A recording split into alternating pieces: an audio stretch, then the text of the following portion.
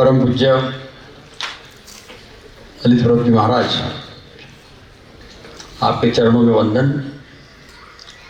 यहाँ उपस्थित सभी श्रोतागण, विद्यार्थी मित्रों, आपका भी इस धर्म सभा में स्वागत है।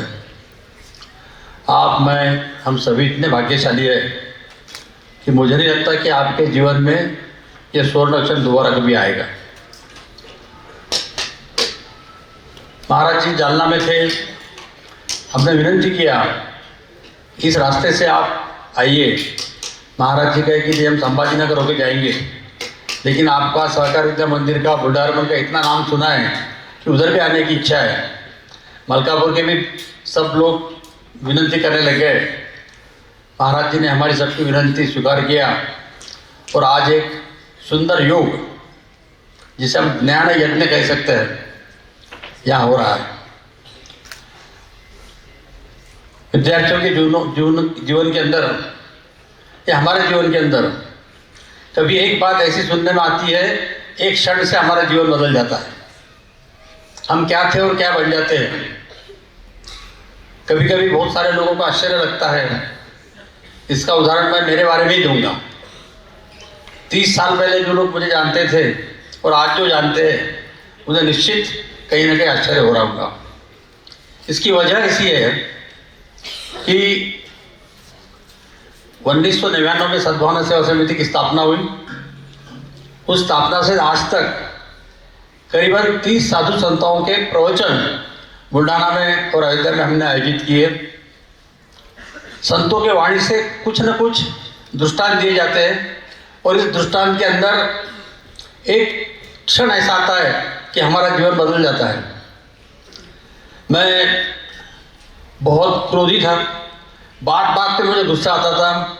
मेरे गुस्से के अंदर मेरे परिवार को, मेरे दोस्तों को, सभी को तकलीफ होती थी। इसका जब मैं ये कथाएं शुरू हुई, संतों का प्रवचन सुना, तो मैंने सोचा कि मेरे एक क्रोध के कारण कितने परिवार का नुकसान हो रहा है, बुल्ढारमन का नुकसान हो रहा है। और मैंने वहाँ से क्रोध छोड़ना चालू किया, इतना चिंतन किया, बहुत तकलीफ हुई मुझे। करीबन 6 साल लगे और 20-22 साल हो गए। मुझे क्रोध का एक जरा सा भी गुस्सा है, और वो गुस्सा छोड़ने के कारण बुल्ढाना अर्बन के इतना बड़ा विश्व बन गया। इसके बारे में मैंने संत जी के मुँह से कहानी सुनी थी, बहुत सुंदर कहानी, 1 मिनट की आपको सुनाता हूँ। एक कुमार था जिसका पूरे खानदान का पेशा था चिलीम बनाना। जो राजस्थान में चिलीम बनती है ना, जिससे लोग तंबाकू पीते हैं। तो वो एक दिन चिलीम बना रहा था, उसके ऊपर, वो चक्र के ऊपर। तो वो सोच रहा था कि मेरे दादाजी परदादाजी सारे चिलीम बनाते, मैं चिलीम बनाता हूँ, इसके अंदर लोग चिलीम तंबाकू भरते और पीते हैं, उससे लोगों का नुकसान होता है। चिलीम भी गर्म रहती है और पीने वाला भी गर्म रहता है, इसलिए मैंने ये धंधा छोड़ना चाहिए।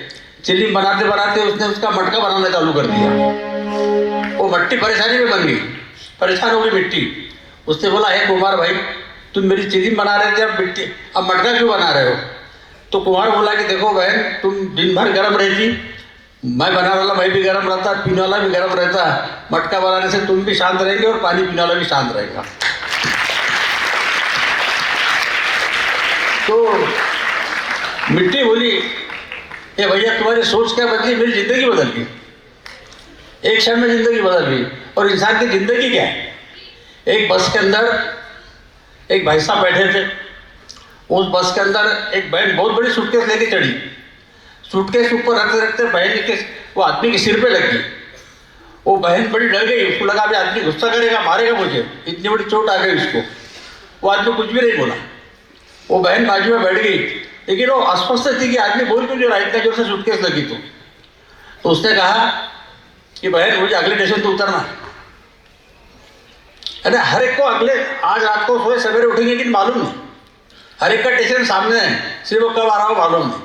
जब इतनी सी जिंदगी है तो काय के लिए किससे झगड़ा करना, कोई कारण नहीं ना। और ये सब आप छोड़ के देखिए, मैं जहाँ भी जाता हूँ, रोटी क्लब हो, जो भी हो, जहाँ मेरे भाषण रहते हैं, मैं अंत में 2-3 बातें, जैसे अनाज का झोटा डालना, क्योंकि आपके थाली में जो चपाती आती है वो चपाती 5 मिनट में नहीं बनती, वो चपाती बनने के लिए 130 दिन लगते हैं। किसान बोता, ये करता, आटा पीसता, जब हमारी बहन है पत्नी वो रोटी बनाती है और हम एक क्षण में वो रोटी झूठी डाल देते। तो आप जो भी यहाँ से झूठा डालना बंद करो। और अगर आज यहाँ जितने भी लोग हैं, इसमें से विशेष करके इधर हमारे आधे बहनों ने अगर आज क्रोध छोड़ दिया तो बुल्ढाना जैसा शहर नहीं मिलेगा। बहुत और कोशिश करो, मुझे 6 साल लगे, आपको थोड़ा कम लग सकता है, ज़्यादा समय लग सकता है, लेकिन क्रोध छोड़ने के बाद में आपके परिवार में इतनी शांति रहेगी कि आप उसकी कल्पना भी नहीं कर सकते। तो आप क्रोध छोड़ के देखिए, और अगर ये सब कुछ हुआ तो आज की ये धर्म सभा कामयाब हो गई, ऐसा मैं मानूंगा। आप सबको फिर से वंदन करता हूँ, धन्यवाद। जाकर गुरुदेव की विनती जब भाई जी ने रखी तो भाई जी के बारे में जो उद्गार महाराज साहब के निकले, महाराज साहब के मुखारबिंद से हम लोग सुनेंगे। लेकिन मैं सकल जैन संघ की ओर से, सद्भावना सेवा समिति की ओर से आदरणीय श्रेष्ठ बनाते हैं। जहाँ संतों की वाणी गूंजती है वही जीवन को नई राह मिलती है। अब मैं ससम्मान आमंत्रित करती हूँ श्रद्धेय डॉक्टर मुनिश्री शांति प्रिय सागर जी, वे अपने पावन विचारों से हम सभी को प्रेरित करें। सम्माननीय डॉक्टर मुनिश्री शांति प्रिय। श्री प्रभु शरणम, सद्गुरु शरणम। परम श्रद्धेय परम पूज्य गुरुदेव श्री के श्री चरणों में हम सभी की ओर से श्रद्धा भक्ति भरा नमन। यहाँ विराजमान सभी श्रद्धालु भाई बहन और स्कूल के प्यारे विद्यार्थियों, स्कूल प्रबंधन, बेहद खुशी, आनंद, सौभाग्य की बात है कि आज पूज्य गुरुदेव का बुल्ढाना शहर में मंगल आगमन हुआ और इसी के साथ आज सहकार विद्या मंदिर प्रांगण में हमारा आगमन हुआ। और यहाँ का सुंदर वातावरण देख करके वास्तव में ऐसा लग रहा है कि हमारा 1 किलो खून बढ़ गया आज हमारा।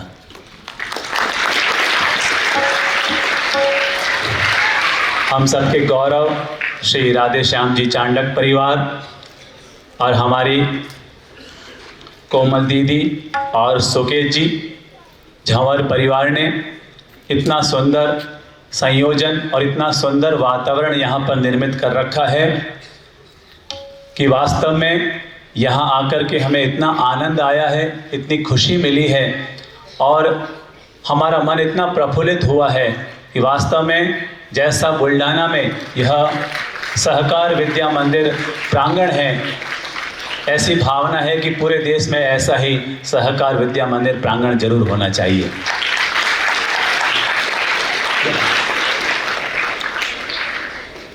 किसी ने बहुत प्यारी बात कही है कि चलो ऐसे कि निशान बन जाए और करो ऐसे कि पहचान बन जाए।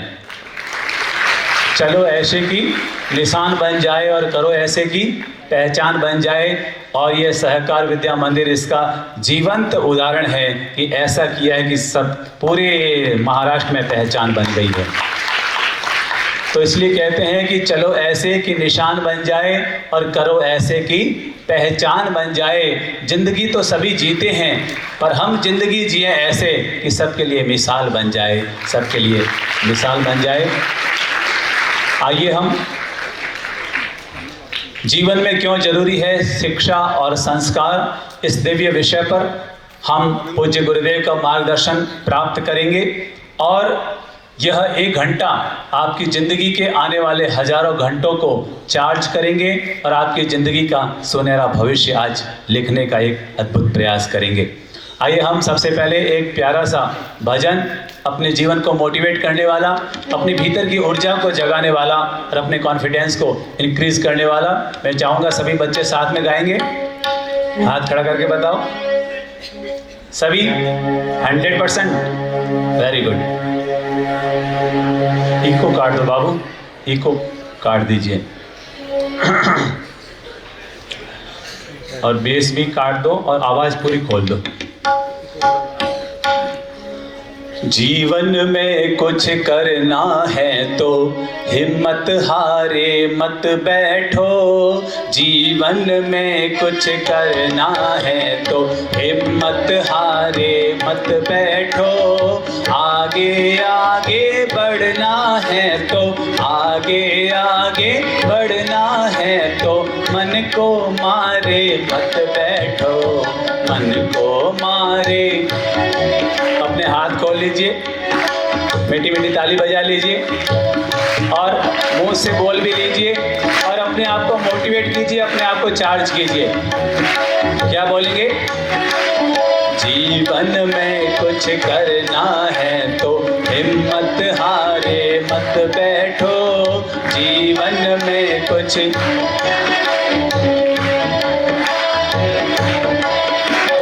आगे आगे बढ़ना है तो आगे आगे मन को मारे मत बैठो, मन को मारे। चलने वाला मंजिल पाता, चलने वाला बैठा पीछे रहता है, हाँ बैठा पीछे। ठहरा पानी सड़ने लगता, ठहरा पानी बहता निर्मल होता है, बहता निर्मल। पाँव दिए चलने के खातिर, पाँव दिए, पाँव पसारे मत बैठो, हाँ पाँव दिए चलने के खातिर, पाँव पसारे। आगे आगे बढ़ना है तो आगे आगे हिम्मत हारे मत बैठो, हिम्मत हारे। जोर से ताली बजाएंगे और अपने आप को चार्ज करेंगे, मोटिवेट करेंगे, आनंद उठाएंगे।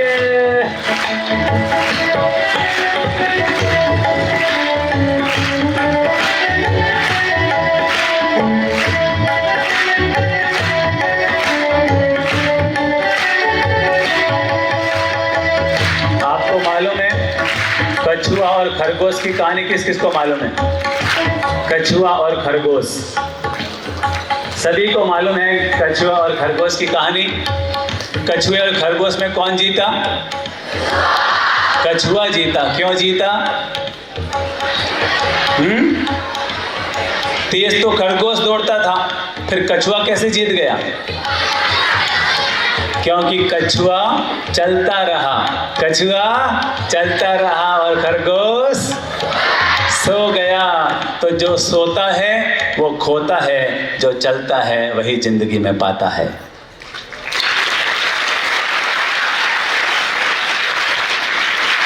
तेज दौड़ने वाला खरहा, तेज दौड़ने वाला दोपहर चलकर बैठ गया, हाँ दोपहर चलकर।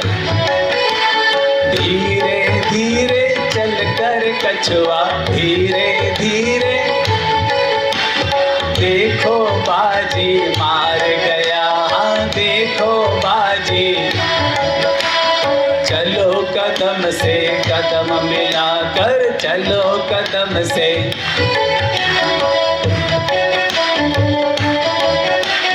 चलो कदम से कदम मिलाकर, दूर किनारे मत बैठो, हाँ दूर किनारे। आगे आगे बढ़ना है तो आगे आगे हिम्मत हारे मत बैठो, हिम्मत हारे। धरती चलती तारे चलते, धरती चलती चांद रात भर चलता है, हाँ चांद रात भर। किरणों का उपहार बांटने, किरणों का सूरज रोज निकलता है, हाँ सूरज रोज निकलता है। हवा चले तो महक बिखेरे, हवा चले तो तुम भी प्यारे मत बैठो, हाँ हवा चले तो महक बिखेरे, तुम भी प्यारे मत बैठो। आगे आगे बढ़ना है तो आगे आगे हिम्मत हारे मत बैठो, हाँ हिम्मत हारे। जीवन में कुछ करना है तो जीवन में कुछ करना है तो मन को मारे मत बैठो, हाँ मन को मारे। आगे आगे बढ़ना है तो आगे आगे हिम्मत हारे मत बैठो, हाँ हिम्मत हारे मत बैठो, हाँ हिम्मत हारे।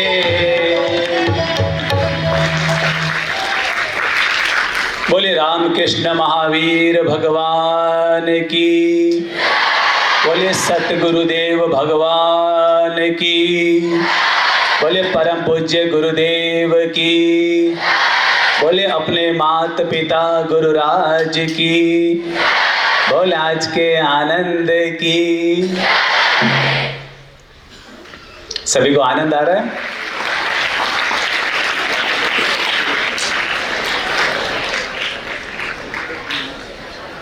अपनी जिंदगी में हमेशा अपने चेहरे पे मुस्कान रखनी चाहिए, स्माइल रखनी चाहिए। अपने चेहरे को हमेशा हंसी और खुशी से भरे हुए रखना चाहिए।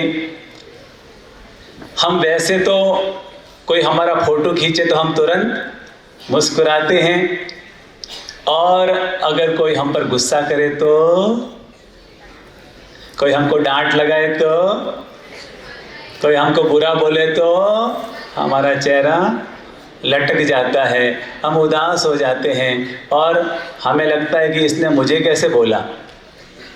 पर याद रखना, जिंदगी में कभी हमारा सम्मान भी होता है तो कभी जिंदगी में हमारा अपमान भी होता है। कभी हमें ज़िंदगी में प्रॉफिट भी मिलता है तो कभी ज़िंदगी में लॉस भी मिलता है। कभी ज़िंदगी में खुशी के अवसर भी आते हैं तो ज़िंदगी में कभी गम के अवसर भी आते हैं। जीवन तो अप और डाउन का नाम है। यहाँ पर सदा दिन नहीं रहता, सदा रात नहीं रहती, सदा सर्दी नहीं रहती, सदा गर्मी नहीं रहती। जब प्रकृति बदल जाती है तो मानकर चलिए हम भी प्रकृति के हिस्से हैं। वैसे ही हमारी ज़िंदगी भी रोज़ बदलती रहती है। इसलिए जीवन का एक फैसला आज से हम सभी बच्चों को कर लेना चाहिए, और वो फैसला इतना है कि हम खुश रहेंगे हर हाल में।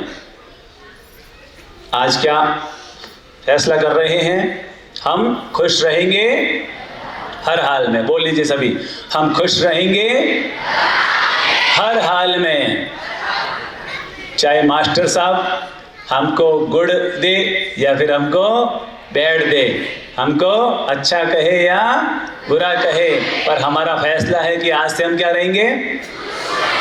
खुश रहेंगे हर हाल में और मस्त रहेंगे हर हाल में। मस्त रहेंगे हर हाल में, व्यस्त रहेंगे अच्छे काम में, व्यस्त रहेंगे अच्छे काम में। याद रखना, अगर मस्त रहोगे हर हाल में, व्यस्त रहोगे अच्छे काम में, तो फर्स्ट आओगे हर एग्जाम में, फर्स्ट आओगे हर एग्जाम में।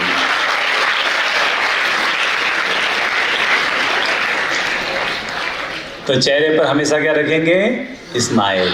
अपने आप को बोलिए बी हैप्पी, बी हैप्पी। थोड़ा मुस्कुरा कर बी हैप्पी, नो बीपी। अगर जीवन में एंजॉय करते रहोगे, अगर जीवन में हर पल एंजॉय करते रहोगे, तो याद रखना बुढ़ापे में एंजियोग्राफी कराने की नौबत ही नहीं आएगी। अपने जीवन में जिंदगी का चाहे कोई भी मोड़ हो, चाहे कोई भी परिस्थिति हो, पर जीवन का फैसला होना चाहिए कि हम खुश रहेंगे, मस्त रहेंगे और अपने जीवन में हमेशा आगे बढ़ने की कोशिश करते रहेंगे। याद रखना, मंजिलें उनको मिलती है, मंजिलें उनको मिलती है जिनके सपनों में जान होती है। मंजिलें उनको मिलती है जिनके सपनों में जान होती है। केवल पंख लगने से कुछ नहीं होता, हौसलों से ही जिंदगी की उड़ान होती है, हौसलों से ही जिंदगी की उड़ान होती है। अपनी बात की शुरुआत एक प्यारी कहानी से करना चाहूँगा। बहुत ही सुंदर कहानी है। कहते हैं कि एक बहुत बड़ी फैक्ट्री थी और वहाँ पर 24 घंटे प्रोडक्शन हुआ करता था।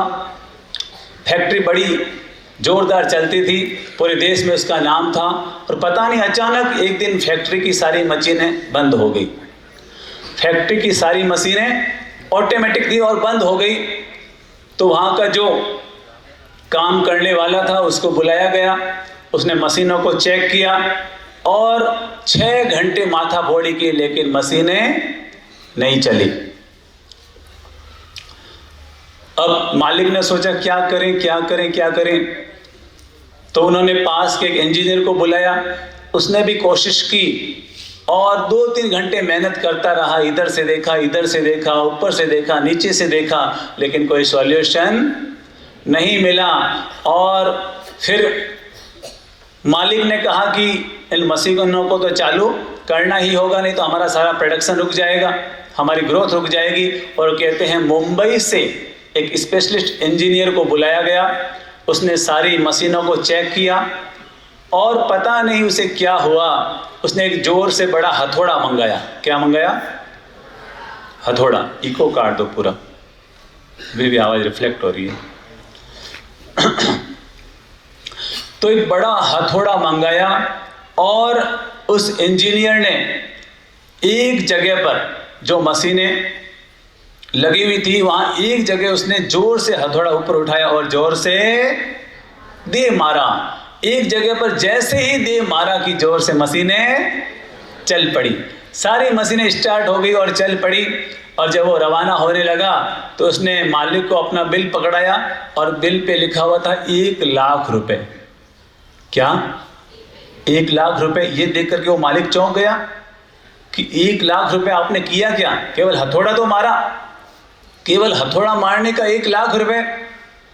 तो उस इंजीनियर ने कहा, सर हथौड़ा मारने का तो केवल 1 रुपया है, हथौड़ा मारने का केवल 1 रुपया है, पर हथौड़ा कहाँ मारना उसके 99,999 रुपये है। तो मेरे प्यारे बच्चों, अपने जीवन में हमेशा इस बात का बोध बना करके रखिए कि ज़िंदगी में शरीर का ज़्यादा महत्व नहीं होता, शरीर की ज़्यादा शक्ति नहीं होती। सबसे ज़्यादा शक्ति अगर होती है तो हमारे दिमाग की हुआ करती है। ये जो हमारा दिमाग है, ब्रेन, ये सुपर कंप्यूटर है। ये कंप्यूटर से भी 1000 गुना और लाख गुना शक्तिशाली है, पावरफुल है।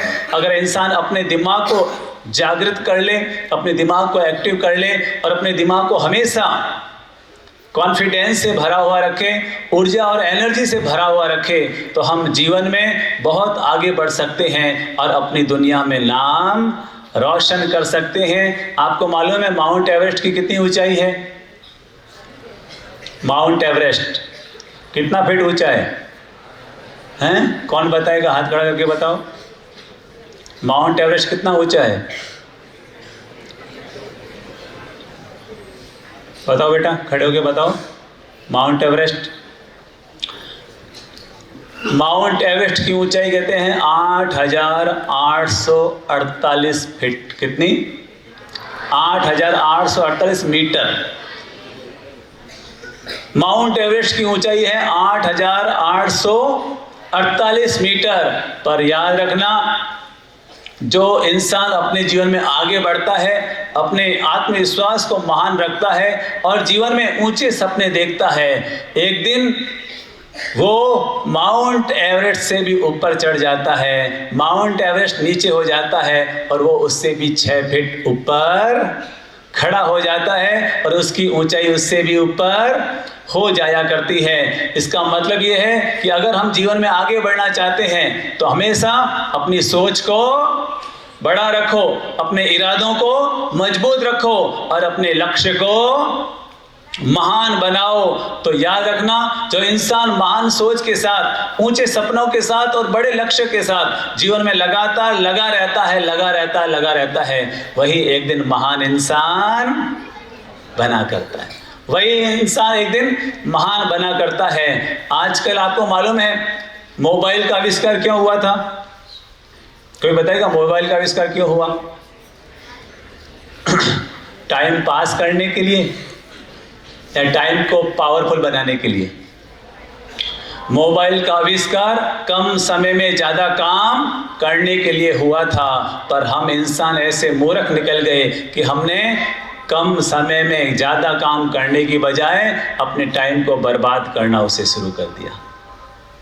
तो प्लीज़ मेरे प्यारे बच्चों, मोबाइल से कभी भी अपना समय बर्बाद मत करो। मोबाइल पर केवल एंटरटेनमेंट मत करो, मोबाइल पर केवल गेम मत खेलो। अगर आप ऐसा करोगे तो आपका टाइम पास तो हो जाएगा, पर आपकी ज़िंदगी फेल हो जाएगी।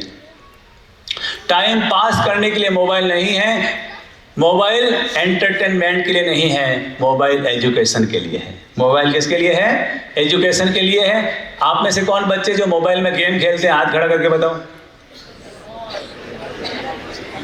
ईमानदारी से हाथ खड़ा करके बताओ जो मोबाइल में गेम खेलते हैं। ओके ओके ओके, ठीक है। लगभग सारे बच्चे मोबाइल में गेम खेलते हैं, पर आज मैं आपको मोटिवेट करना चाहूँगा, अगर आपको गेम खेलना ही है, अगर आपको गेम खेलना ही है तो मोबाइल में गेम मत खेलिए। अगर आपको गेम खेलना है तो मैदान में जाकर के गेम खेलिए। अगर आपको गेम खेलना ही है तो मैदान में जाकर के गेम खेलिए। अगर मोबाइल में गेम खेलोगे तो केवल घर में रह जाओगे, पर ग्राउंड में गेम खेलोगे तो एक दिन सचिन तेंदुलकर, कपिल देव और विराट कोहली बन जाओगे। तो हमेशा अपने जीवन में अपने समय का हमेशा सदुपयोग किया करो, समय को कभी भी बर्बाद मत करो, क्योंकि ज़िंदगी में हर चीज़ लौट कर आ जाती है, पर समय वापस लौट कर नहीं आता है। इसलिए अपने टाइम को पावरफुल बनाओ, टाइम को पॉजिटिव बनाओ और अपने टाइम में हमेशा मैनेजमेंट लेकर के आओ। अगर टाइम मैनेजमेंट के साथ आप ज़िंदगी में आगे चलोगे तो याद रखना, दुनिया में ऐसी कोई ताकत नहीं है जो 24 घंटे को 25 घंटे कर सके। क्या आपके पास ऐसी कोई मशीन है जो 24 घंटे को 25 घंटे कर सके? नहीं, हमारे पास ऐसी कोई मशीन नहीं है कि हम 24 घंटे को 25 घंटे कर सकें। लेकिन अगर हम टाइम मैनेजमेंट करके चलते हैं तो याद रखना, 24 घंटे में भी हम 25 घंटे का काम कर सकते हैं।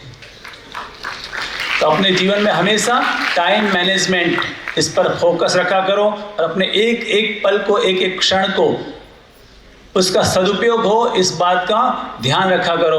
और नंबर 2, अपने जीवन में कभी भी अपने आप को कम और कमज़ोर मत समझो, कभी भी कम और कमज़ोर मत समझो। कुछ बच्चे कहते हैं, अरे यार हमारा तो दिमाग ही कमज़ोर है, अरे यार हमें तो पढ़ाई भी नहीं चढ़ती है, अरे यार मेरा तो पढ़ाई में मन ही नहीं लगता है, अरे यार ये सब्जेक्ट तो बड़ा टफ है, ये तो मुझे समझ में ही नहीं आता है। और इस तरह से हम सोच सोच कर अपने आप को ही कमज़ोर कर लेते हैं, अपने आप को कमज़ोर कर लेते हैं। आपको मालूम है आपका सबसे बड़ा फ्रेंड कौन है? आपका सबसे बड़ा फ्रेंड कौन है? आप खुद। आपके सबसे बड़े फ्रेंड आप खुद हैं। और आपके सबसे बड़े दुश्मन कौन है? हम खुद ही हमारे सबसे बड़े दुश्मन हैं और हम ही हमारे सबसे बड़े फ्रेंड हैं। जब हम नेगेटिव सोचते हैं तो हम हमारे ही दुश्मन बन जाते हैं, और जब हम पॉजिटिव सोचते हैं तब हम ही हमारे फ्रेंड, मित्र बन जाते हैं। तो जीवन में कभी भी नेगेटिव मत सोचो। क्या सोचो? नेगेटिव कभी मत सोचो कि मुझसे ये नहीं होगा, मैं ये नहीं कर पाऊंगा, मुझसे तो मैं आगे नहीं बढ़ पाऊंगा, अरे मेरी तो किस्मत खराब, अरे मेरा तो मेमोरी लॉस, अरे मेरे तो पढ़ाई दिमाग में चढ़ती ही नहीं है, अरे यार ये सब्जेक्ट टफ, अरे यार वो तो इतना आगे बढ़ गया, मैं तो पीछे रह गया। ऐसे नेगेटिव सोच सोच के आप जीवन में कभी आगे नहीं बढ़ पाओगे। हमेशा अपने आप को पॉजिटिवली मोटिवेट किया करो कि आई एम द बेस्ट। क्या बोला करो अपने आप को? बच्चे कैसे बोल रहे हैं? I am the best. ऐसे बोलोगे तो कभी बेस्ट नहीं बन पाओगे। दोनों हाथों में मुट्ठी बांध के बोलो आई एम द बेस्ट। रोज सुबह उठ करके 5 लाइनें अपने आप से जरूर बोला करो। ये 5 लाइनें नहीं है, 5 पावरफुल मंत्राज है। Number 1, I am the best. फिर हाथ नीचे हो गए, कैसे बोलोगे? दोनों हाथ ऊपर उठा करके अपने आप को बोला करो आई एम द बेस्ट। मैं सर्वश्रेष्ठ हूं,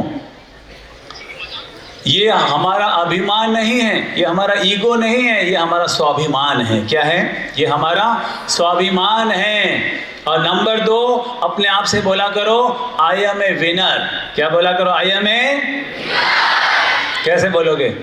ऐसे, I am a winner. Winner नहीं, ऐसे लूजर बन जाओगे। कैसे बोलोगे? I am a winner. ऐसे ऐसे वी का निशान बनाते हुए आई एम ए विनर। तीसरी लाइन बोला करो आई कैन डू। तीसरी लाइन क्या है? आई कैन डू, यानी कि मैं कर सकता हूं, मैं कर सकता हूं, मैं आगे बढ़ सकता हूं। और number 4, today is my day. Today is, आज का दिन मेरा दिन है। आज का दिन मेरा दिन है। क्यों? क्योंकि आपको मालूम है आज रात में 1 लाख लोग इस दुनिया से ऊपर चले गए, पर हमारा नंबर नहीं आया। पर हमारा नंबर नहीं आया। इसलिए इसका मतलब क्या है? Today is my day. और अंतिम लाइन है, और वह है God is always with me. God is always with me. परमात्मा सदा मेरे साथ है। जब प्रभु मेरे साथ है तो क्यों चिंता करें कि कौन मेरे खिलाफ है। तो ये 5 लाइनें रोज सुबह उठ करके अपने आप से जरूर बोला करो।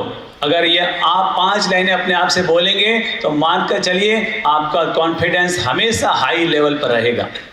आपका कॉन्फिडेंस हमेशा हाई लेवल पर रहेगा, आपकी मेमोरी हमेशा शार्प रहेगी और आप जीवन में कभी भी कम और कमजोर साबित नहीं होंगे। एक बार मालूम है अमेरिका के राष्ट्रपति हुए बिल क्लिंटन, नाम सुना है आपने? उनकी पत्नी का क्या नाम था? उनकी पत्नी का नाम हिलेरी क्लिंटन। क्या नाम था? बिल क्लिंटन और हिलेरी क्लिंटन। कहते हैं कि एक बार बिल क्लिंटन और हिलेरी क्लिंटन एक रास्ते से जा रहे थे, तो जाते जाते पता चला कि हिलेरी को कि मेरे फ्रेंड का पेट्रोल पंप रास्ते में ही है। तो उसने अपने हस्बैंड राष्ट्रपति महोदय से कहा कि सर मेरे फ्रेंड का पेट्रोल पंप रास्ते में ही है, मैं चाहती हूँ कि मैं 2 मिनट उससे मिलना चाहती हूँ। बचपन का फ्रेंड है, उससे कभी मिलना नहीं हुआ, तो मैं उसे 2 मिनट के लिए मिलना चाहती हूँ। तो बिल क्लिंटन ने कहा ठीक है, ओके। और सूचना पेट्रोल पंप के मालिक तक पहुंची। वो तो एकदम खुश हो गया, अमेरिका का राष्ट्रपति मेरे यहाँ।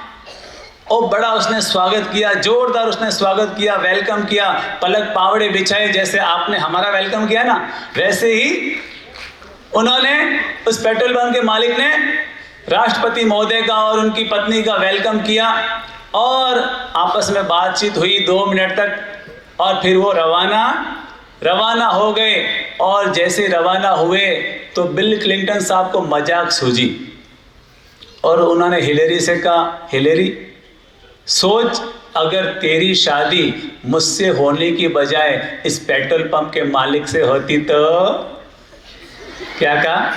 अगर तेरी शादी मुझसे होने की बजाय इस पेट्रोल पंप के मालिक से होती तो तू आज तो अमेरिका की राष्ट्रपति की पत्नी नहीं कहलाती, वरन पेट्रोल पंप के मालिक की पत्नी कहलाती। जैसे ही हिलेरी ने ये सुना तो हिलेरी ने कहा, सर आप गलत कह रहे हैं।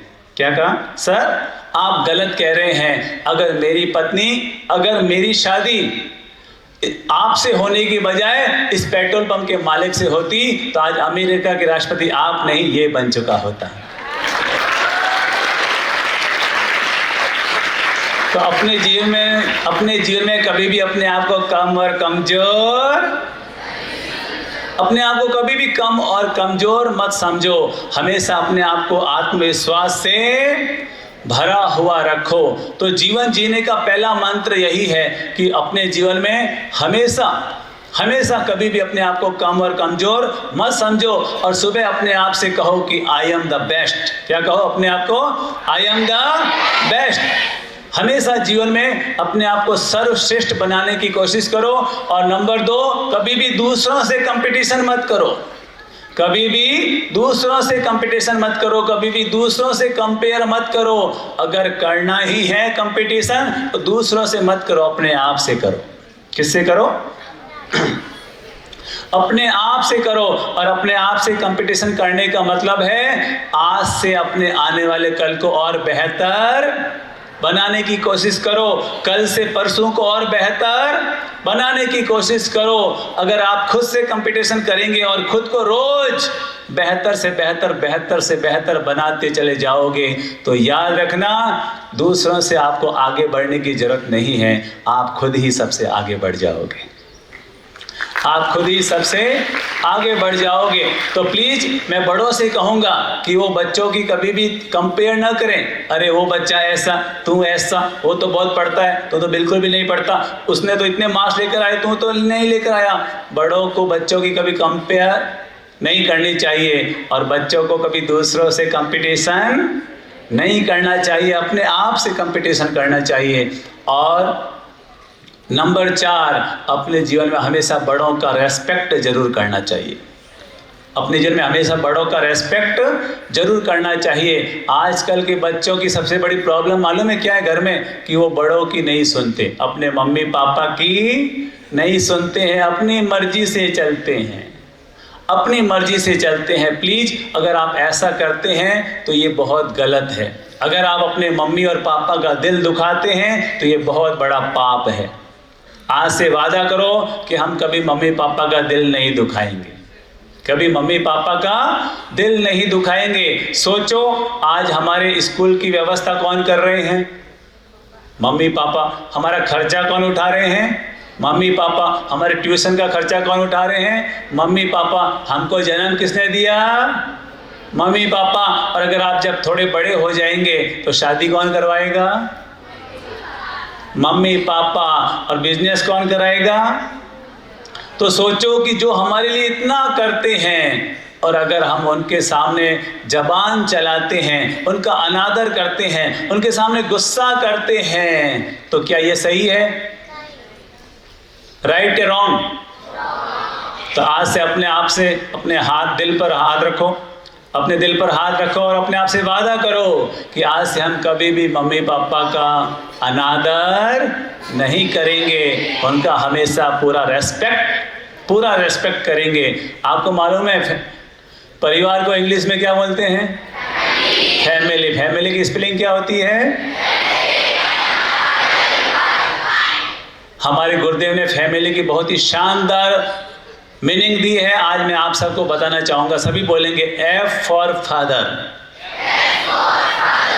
A for and, M for mother, I for I, L for love, Y for you, Y for you, Father and mother, I love you. This is the meaning of family.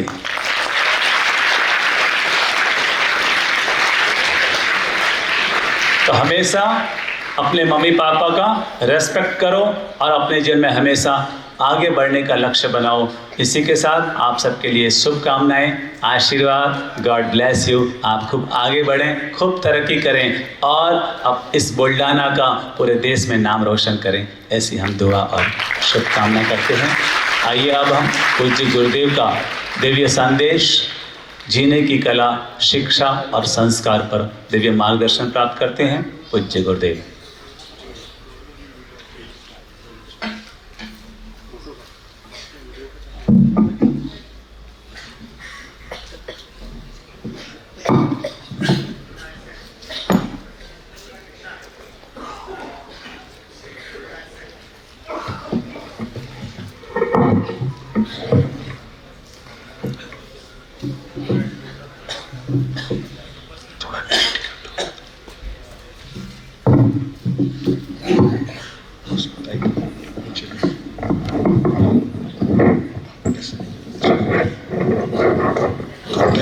पूरे बुल्डाना जिला और महाराष्ट्र के विभिन्न क्षेत्रों में जिस तरह से शिक्षा और संस्कार का पल्लवन किया जा रहा है, हम सहकार विद्या मंदिर उनके समस्त प्रबंधक गण का बहुत कोटि कोटि कोटि कोटि अभिनंदन करते हैं।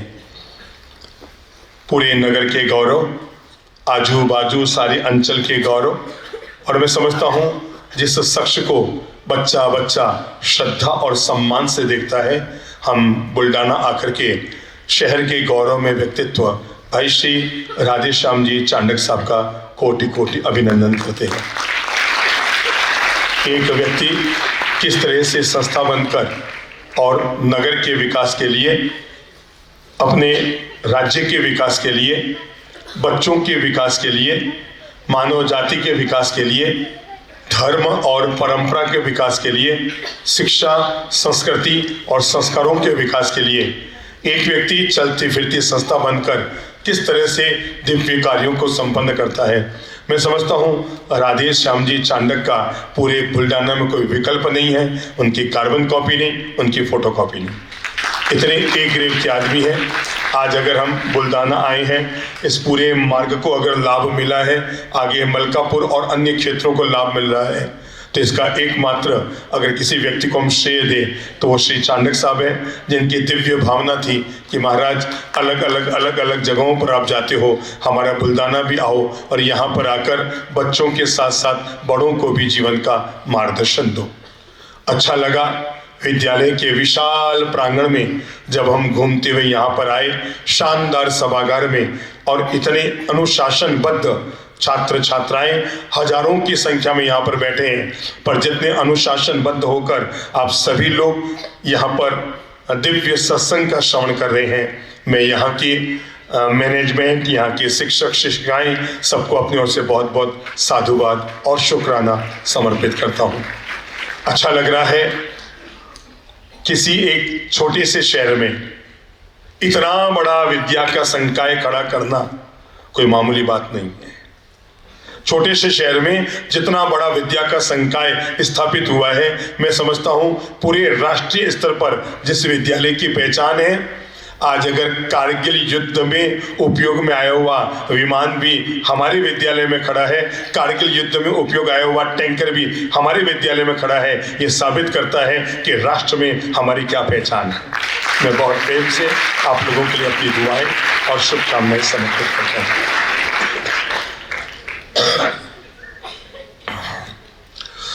मेरी आवाज़ समझ में आ रही है? गला थोड़ा चौके पर आवाज़ समझ में आ रही है ना सब बच्चों को?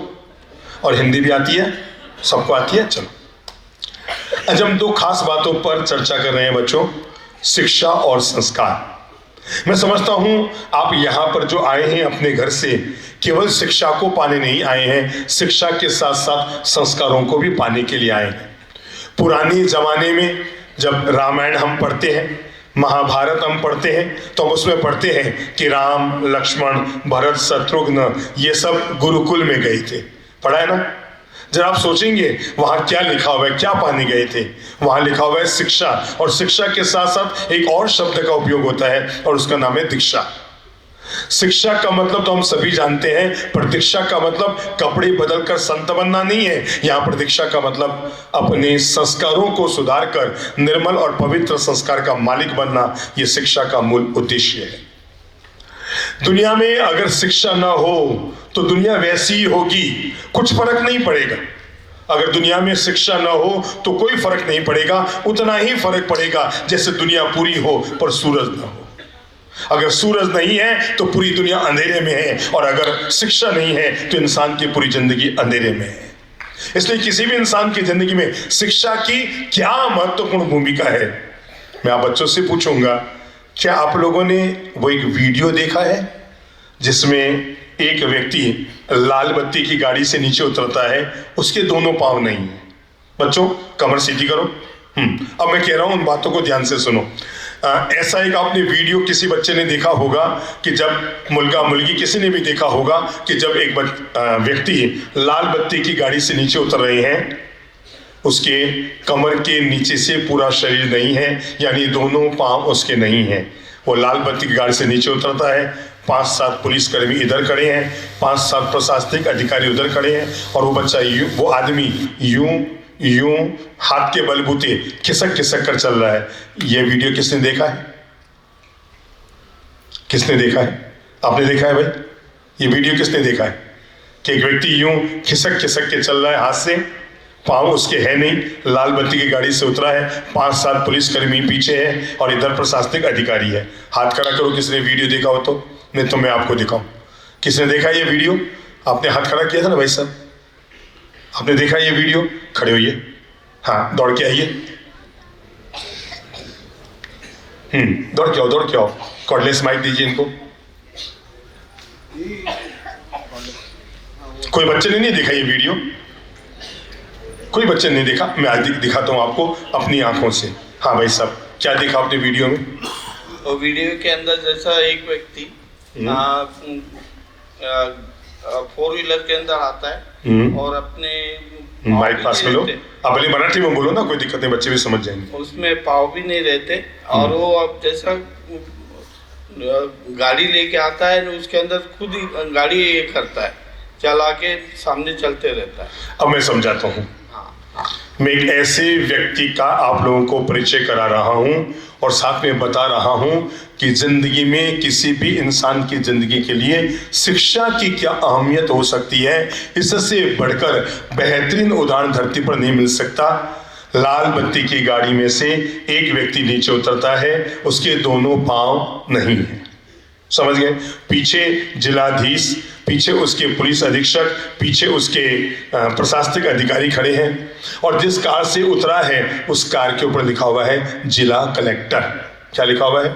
जिला कलेक्टर। समझ में आ गई कार में कौन बैठा था? कलेक्टर बैठे थे। बुद्धि ये लगाओ, अगर उस व्यक्ति ने पढ़ाई नहीं की होती, क्या वो लाल बत्ती की कार में होता या कहाँ होता? हाँ बेटा खड़े हो, चश्मे वाली बिटिया फर्स्ट नंबर खड़े हुई है। हाँ दोनों खड़े हो जाओ। हाँ बुद्धि लगा के बताओ। कॉर्डलेस माइक दो बेटा, यहीं रहो, एक बतना यहीं रहो। हाँ अब जरा बताएंगे कि अगर उस व्यक्ति ने पढ़ाई नहीं की होती, कहानी समझ में आ गई आपको? हाँ दो माइक तो। गाड़ी पे क्या लिखा हुआ है? जिला कलेक्टर, यानी वो जिलाधीश है। ओके, लाल बत्ती की गाड़ी से उतरा है, पीछे 10 पुलिसकर्मी उसकी सुरक्षा के लिए है। सोचो अगर उस व्यक्ति ने पढ़ाई नहीं की होती तो क्या होता? माइक पास करो। है? हाँ बोलो बोलो बोलो बोलो। भिखारी। बिल्कुल, ताली बजाओ इस बच्चे के लिए, इतना सटीक जवाब दिया। शिक्षा किसी भी आदमी की जिंदगी में क्या काम करती है? हाथ के कटोरे से उठाकर आदमी को जिला कलेक्टर बनाने की जो ताकत रखती है उसका नाम शिक्षा है। अगर उस व्यक्ति ने पढ़ाई नहीं की होती बचपन में, तो इस बच्चे ने सही कहा, वो हाथ में कटोरा लेकर किसी चौराहे पर बैठकर 2-2 रुपये 50 पैसे 25 पैसे मांग रहा होता और अपनी जिंदगी काट रहा होता। Sit down please. जिंदगी के लिए मैं यही महत्वपूर्ण बात आपको बता रहा हूं। किसी भी व्यक्ति के लिए शिक्षा की इसलिए अहमियत बढ़ जाती है क्योंकि शिक्षा हमारे दिमाग को विकसित करती है। पेट के बड़ा होने से आदमी बड़ा नहीं होता, आदमी बड़ा तब बन पाता है जब उसका दिमाग बड़ा होता है। बुद्धि लगाओ, शरीर के सारे अंग अपने आप विकसित होते हैं। क्या हाथ हमें खींच के बड़ा करना पड़ता है? ये बिटियाओं के इतने लंबे लंबे बाल हैं, क्या खींच के लंबे किए हैं? Yes no? अपने आप हुए ना? शरीर के सारे अंग अपने आप विकसित होते हैं, एकमात्र दिमाग है जिसको विकसित करने के लिए हमें स्कूल में आना पड़ता है।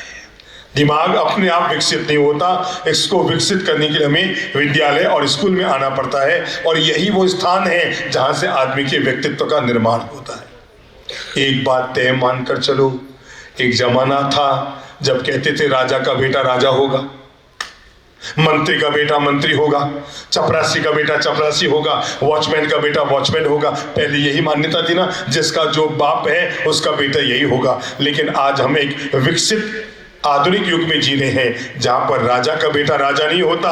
यहां पर तय हो गया, अगर एक अखबार बेचने वाला बचपन में घर घर जाकर अखबार बेचने वाला व्यक्ति बढ़ते बढ़ते देश का महान राष्ट्रपति अब्दुल कलाम बन जाता है और बचपन में चाय पिलाने वाला बच्चा बढ़ते बढ़ते देश का महान प्रधानमंत्री नरेंद्र। तो एक बात तय हो गई, अब राजा का बेटा राजा नहीं होता। मैं समझता हूं भारत के इतिहास में जितना स्वर्णिम युग आज आया है, ऐसा स्वर्णिम युग कभी नहीं आया। चाहे आप 5000 साल पहले का इतिहास ले लो, चाहे आप 500 साल पहले का इतिहास ले लो, चाहे आप 50,000 साल पहले का इतिहास ले लो, और चाहे आप 50 लाख वर्ष पहले का इतिहास ले लो, अब तक यही होता रहा। राजा का बेटा राजा बना, फिर राजा का बेटा राजा बना, फिर राजा का बेटा राजा बना। भारत के इतिहास में ये सबसे स्वर्णिम काल है जब एक सामान्य कच्ची बस्ती में पैदा हुआ बच्चा भी देश का राष्ट्रपति और प्रधानमंत्री बनने का गौरव हासिल कर सकता है। इसलिए एक बात तय मानकर चलो, हमारे पास विकास के रास्ते हैं, हमारे पास विकास के रास्ते हैं, और दुनिया में हर आदमी सब कुछ बन सकता है। दुनिया में आगे बढ़ने के लिए आदमी के भीतर जज्बा चाहिए, आगे बढ़ने के लिए आदमी के भीतर आत्मविश्वास चाहिए, प्रगति करने के लिए व्यक्ति के भीतर इच्छा शक्ति चाहिए, काम में आगे बढ़ने के लिए लगन चाहिए। आज ये जो विशाल सहकार विद्या मंदिर का परिसर देख रहे हैं, ये एक दिन का परिणाम नहीं है, वर्षों तक किसी व्यक्ति ने अपना कर्म योग लगाया है, तब कहीं जाकर के सहकार विद्या मंदिर जैसा विद्यालय बन पाया।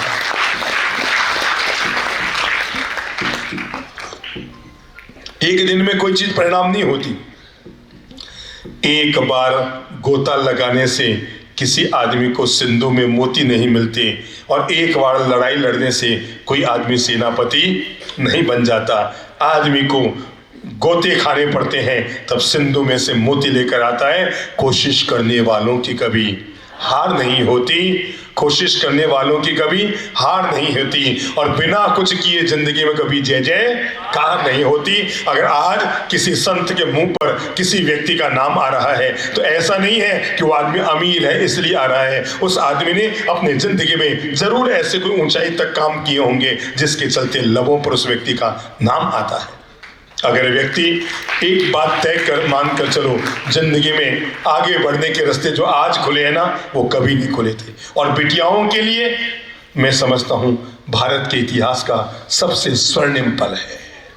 इसलिए बिटियाओं, ये जो आपको अवसर मिला है मोबाइल पर गप्पा मारने के लिए, पूरी जिंदगी है। समझ रहे हो? मोबाइल पर गप्पे मारने हो तो पूरी जिंदगी है, घूमना फिरना हो पूरी जिंदगी है, इधर उधर जाना हो पूरी जिंदगी है, पर पढ़ाई करना हो तो केवल यही जिंदगी है।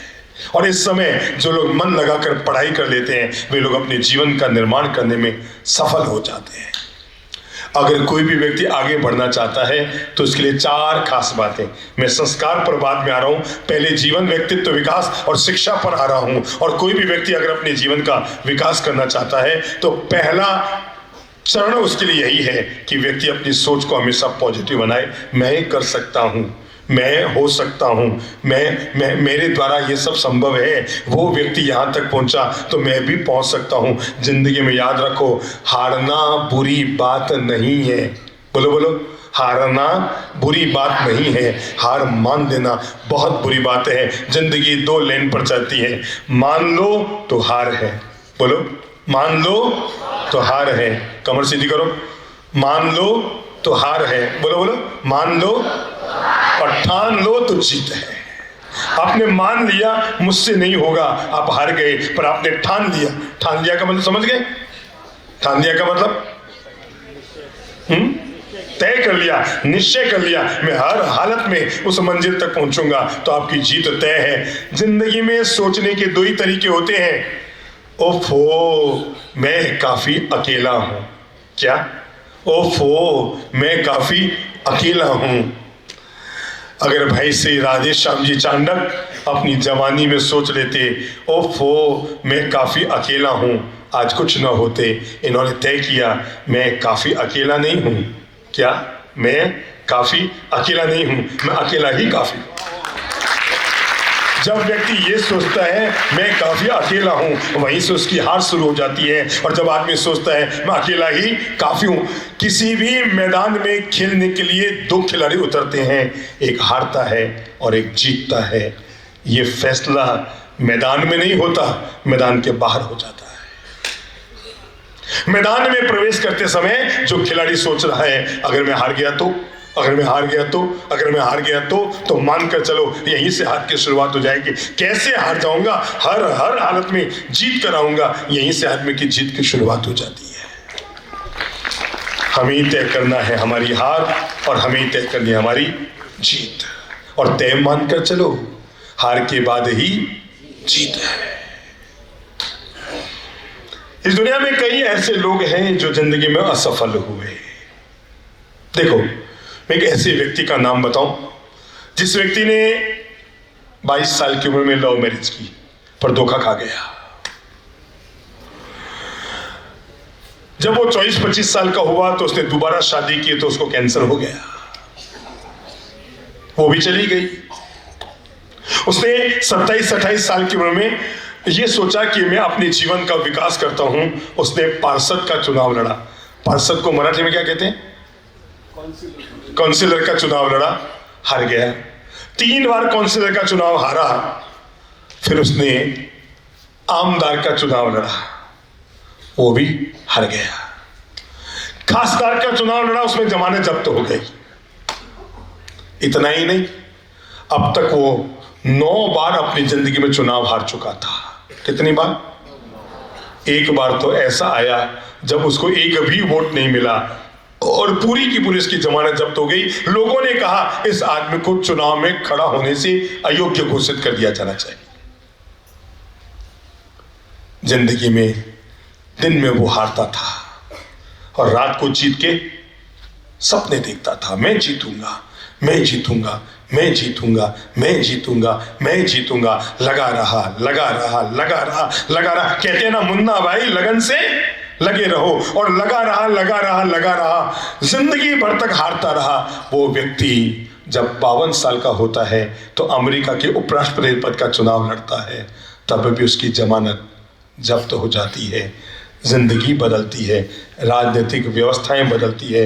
जो व्यक्ति कभी खासदार नहीं जीत पाया, जो व्यक्ति आमदार का चुनाव नहीं जीत पाया, जो काउंसलर का चुनाव नहीं जीत पाया, जो कांग्रेस चुनाव का चुनाव नहीं जीत पाया, वो व्यक्ति अपनी जिंदगी के 55 साल की उम्र में अमेरिका का गौरवपूर्ण राष्ट्रपति अब्राहम लिंकन बन जाता है। जिंदगी में आदमी बनना चाहे तो बने। देर है पर अंधेर नहीं है, लगे रहो बस। जो व्यक्ति लगा रहता है वो व्यक्ति मंजिल तक पहुंचता है, और जो व्यक्ति लगता नहीं है वो व्यक्ति जिंदगी में कहीं नहीं पहुंचता है। समझ में आ गई? जोश जगाएं, होश बढ़ाएं, आसमान को छू लें हम, नई सफलताओं के सपने इन आंखों में भर लें हम। जोश जगाएं, होश बढ़ाएं। अगर कोई भी बालक अपने जीवन में तय कर लेता है मैं जिंदगी का परिणाम पाऊंगा, उसको पहला काम करना पड़ेगा, अपनी सोच को हमेशा पॉजिटिव बनाना पड़ेगा। क्या करना पड़ेगा?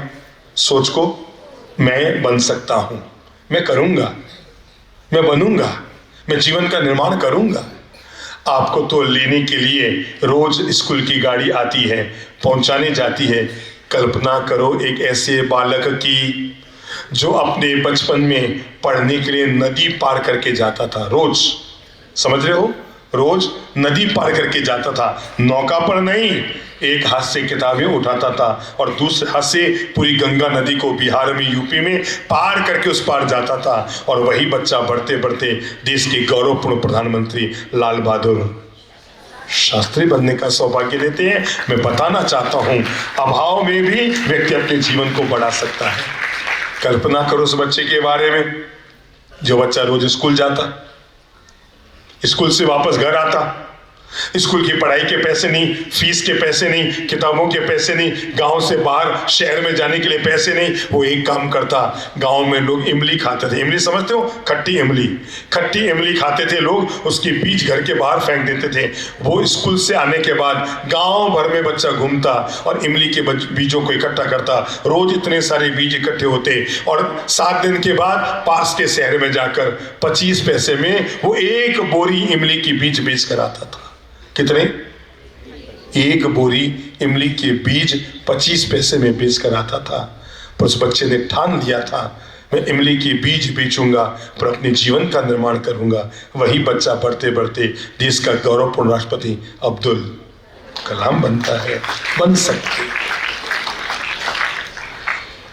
खुद को कम और कमजोर मत समझो, क्योंकि जिंदगी में बन सकते हो। अगर बनना है तो पहला काम करना पड़ेगा, अपनी बुद्धि में हमेशा धार रखनी होगी। क्या रखनी होगी? बुद्धि में हमेशा धार रखनी होगी। अगर आप लगातार लगे रहेंगे, लगातार प्रयास करते रहेंगे, अपनी बुद्धि का हमेशा इस्तेमाल करते रहेंगे। अभी जैसे महाराज जी ने यहाँ पर पूछा था एवरेस्ट की ऊंचाई कितनी है। हम सब चुप बैठे रहे थे, इसलिए क्योंकि हम लोग अपनी बुद्धि में धार नहीं करते। हमें केवल वो नहीं पढ़ना है जो हमें पाठ्यक्रम में पढ़ाया जा रहा है, हमें वो भी पढ़ना है जो दुनिया में सब कुछ हो रहा है। आज अगर इस चीज का हमें ज्ञान नहीं है, हम आज से ही लग जाए, मैं दुनिया के हर चीज का ज्ञान रखूंगा। बच्चा छोटा सा कौटिल्य पंडित इसलिए बन गया क्योंकि इसे पूरी दुनिया का ज्ञान था। आदमी को हर क्षेत्र में अपना प्रयास करना चाहिए, लगातार लगातार लगातार। अगर कोई व्यक्ति लगा रहता है, परिणाम उसके हाथ में आता है।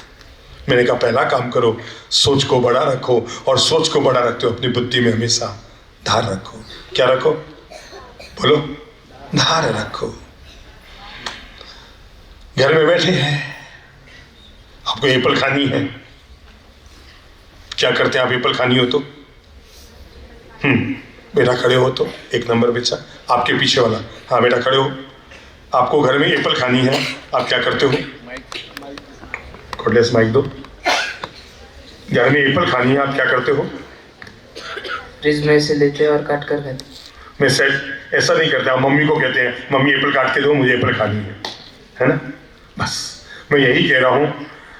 एक दिन ऐसा था जब हम अपने कपड़े खुद नहीं धो पाते थे, अपनी बैठक खुद नहीं धो पाते थे, मम्मी से धुलवाते थे। आज मम्मी को ना कहें कि मम्मी मुझे एप्पल खानी है, काट के दो, सुधार के दो, इसकी बजाय खुद खड़े हों, एप्पल को धोइए, रगड़ के साफ कीजिए, चाकू लीजिए, एप्पल को काटिए और पहले मम्मी के पास लेकर जाइए, मम्मी प्लीज एप्पल खाइए।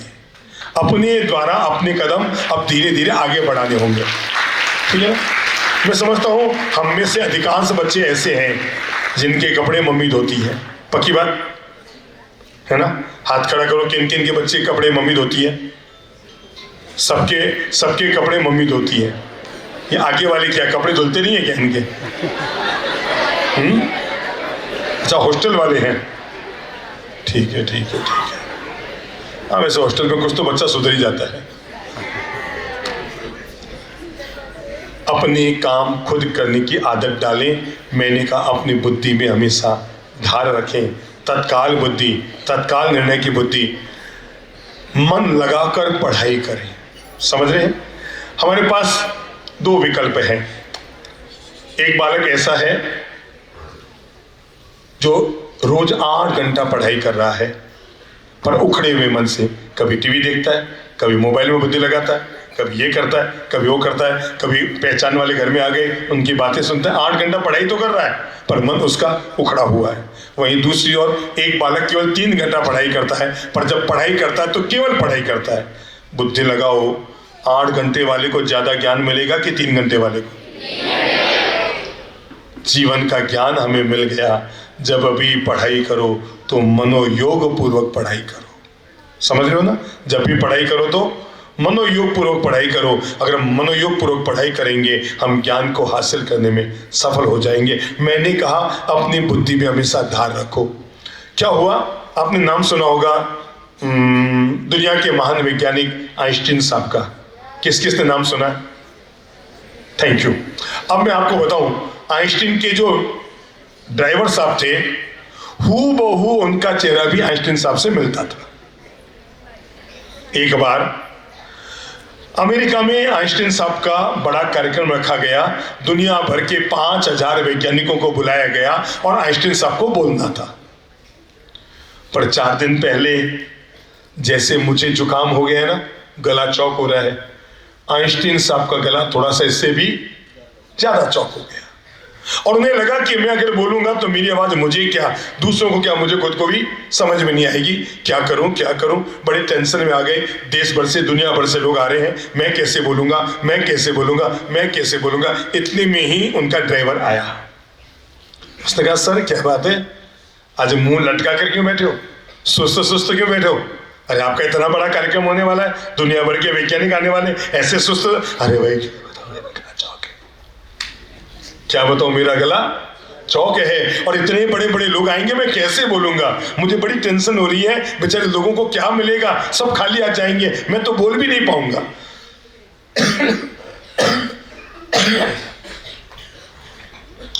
ड्राइवर ने कहा सर आप कहो तो आपकी जगह मैं बोल दूं, मेरा और आपका चेहरा मिलता है। केवल थोड़ी सी मूछें लगा लेता हूँ, आपका मेरा चेहरा मिलता है, आपकी ड्रेस पहन लूंगा, आपके कपड़े पहन लूंगा, टाई लगा लूंगा और बिल्कुल आपका मेरा चेहरा मिलता है, कल आपकी जगह मैं बोल दूं आइंस्टीन का मूर्ख, चेहरा मिलने से बुद्धि थोड़ी मिलती है, कैसे बोलेगा? उसने कहा अभी बोल के सुनाता हूँ, और उसने आइंस्टीन के भाषण बोलने शुरू किए। आइंस्टीन को लगा यार तू बोल तो सकता है, काम तो निकल जाएगा। गड़बड़ थी, रिस्क उठाई, पर तय दिन ड्राइवर तैयार होकर आ गया। क्या बन के आ गया? आइंस्टीन। कार रवाना हुई, जहां रोज आइंस्टीन बैठते थे वहां तो ड्राइवर बैठ गया, और जहां पर ड्राइवर गाड़ी चला था आज वहां कौन बैठ गए? आइंस्टीन साहब बैठ गए। गाड़ी कार्यक्रम स्थल पर पहुंची। अब राधे श्याम जी को क्या पता कि इनमें ललित प्रभ कौन है, चंद्र प्रभ कौन है, जो आगे अपन तो वेलकम करेंगे, और लोगों ने वैसे ही समझ लिया, ड्राइवर को ही क्या समझ लिया? आइंस्टीन। बड़ा वेलकम, स्वागत हुआ, मस्त रूप से उसको मंच पर बुलाया गया। आइंस्टीन साहब तो कोने में बैठ गए, जहां पर वो बैठे ना भाई साहब, बिल्कुल कोने में लास्ट, वहां तो बैठ गए आइंस्टीन साहब ड्राइवर बनकर। और ड्राइवर कहाँ गया? जहां मैं बैठा हूं वहां। सम्मान हुआ, स्वागत हुआ, मालाएं पहनाई गई। ड्राइवर बड़ा खुश हो रहा है, आज पहली बार अपना भी सम्मान हो रहा है, आज पहली बार अपन को भी मौका मिल रहा है, आज पहली बार अपन भी बोलेंगे। और उसको पता था जिंदगी में बोलने का फर्स्ट एंड लास्ट चांस, दोबारा ये मौका मिलने वाला नहीं है। ये तो मजबूरी में मुझे मौका दिया गया, बाकी मुझे मौका मिलने वाला नहीं है। उसने 1.5 घंटे तक भाषण दिए। अब रोज आइंस्टीन साहब के साथ 20 साल से रह रहा था, तो सुनते सुनते सुनते सुनते सारी बातें। अब जैसे राजेश जी है, अगर हमारे साथ 20 साल रह जाएंगे ना तो बोलने मेरे बाप हो जाएंगे, ठीक है ना? तो रोज सुनते सुनते सुनते सुनते उनको आइंस्टीन साहब की सारी बातें याद हो गई। उसने तबीयत से 2 घंटे तक भाषण दिया। लोगों ने तालियां बजाई, इतनी तालियां बजी, इतनी तालियां बजी कि आइंस्टीन साहब की जिंदगी में इतनी तालियां कभी नहीं बजी। उसको लगा आज पहला मौका है, अंतिम मौका है। जो बातें दिमाग में थी, जो खटके दिमाग में थे, सब एक पर एक बोल गया। आइंस्टीन साहब भी ताली बजाने लग गए, यार तू कमाल कर गया। 1.5 घंटा बोल के चुप हुआ तो वैज्ञानिकों ने हाथ खड़े किए। 5-10 वैज्ञानिकों ने sir question, sir question, sir question, sir question. अब तो उसकी सिट्टी पिट्टी गुम हुई कि मुझे बातें तो याद है, पर क्वेश्चन का जवाब कैसे दूंगा? पर उसने कहा बोलो बोलो क्या क्वेश्चन है। एक ने बोला, 2 ने बोला, 3 ने बोला, 4 ने बोला। वो माइक पर आके बोलने लगा, ओफो तुम लोग कितने सामान्य वैज्ञानिक हो, इतनी छोटे छोटे बातें भी नहीं समझते, इतने छोटे छोटे क्वेश्चन लेकर आते हो। अरे इन सब बातों का जवाब तो मेरा ड्राइवर भी दे सकता है। ड्राइवर साहब ऊपर आओ तो।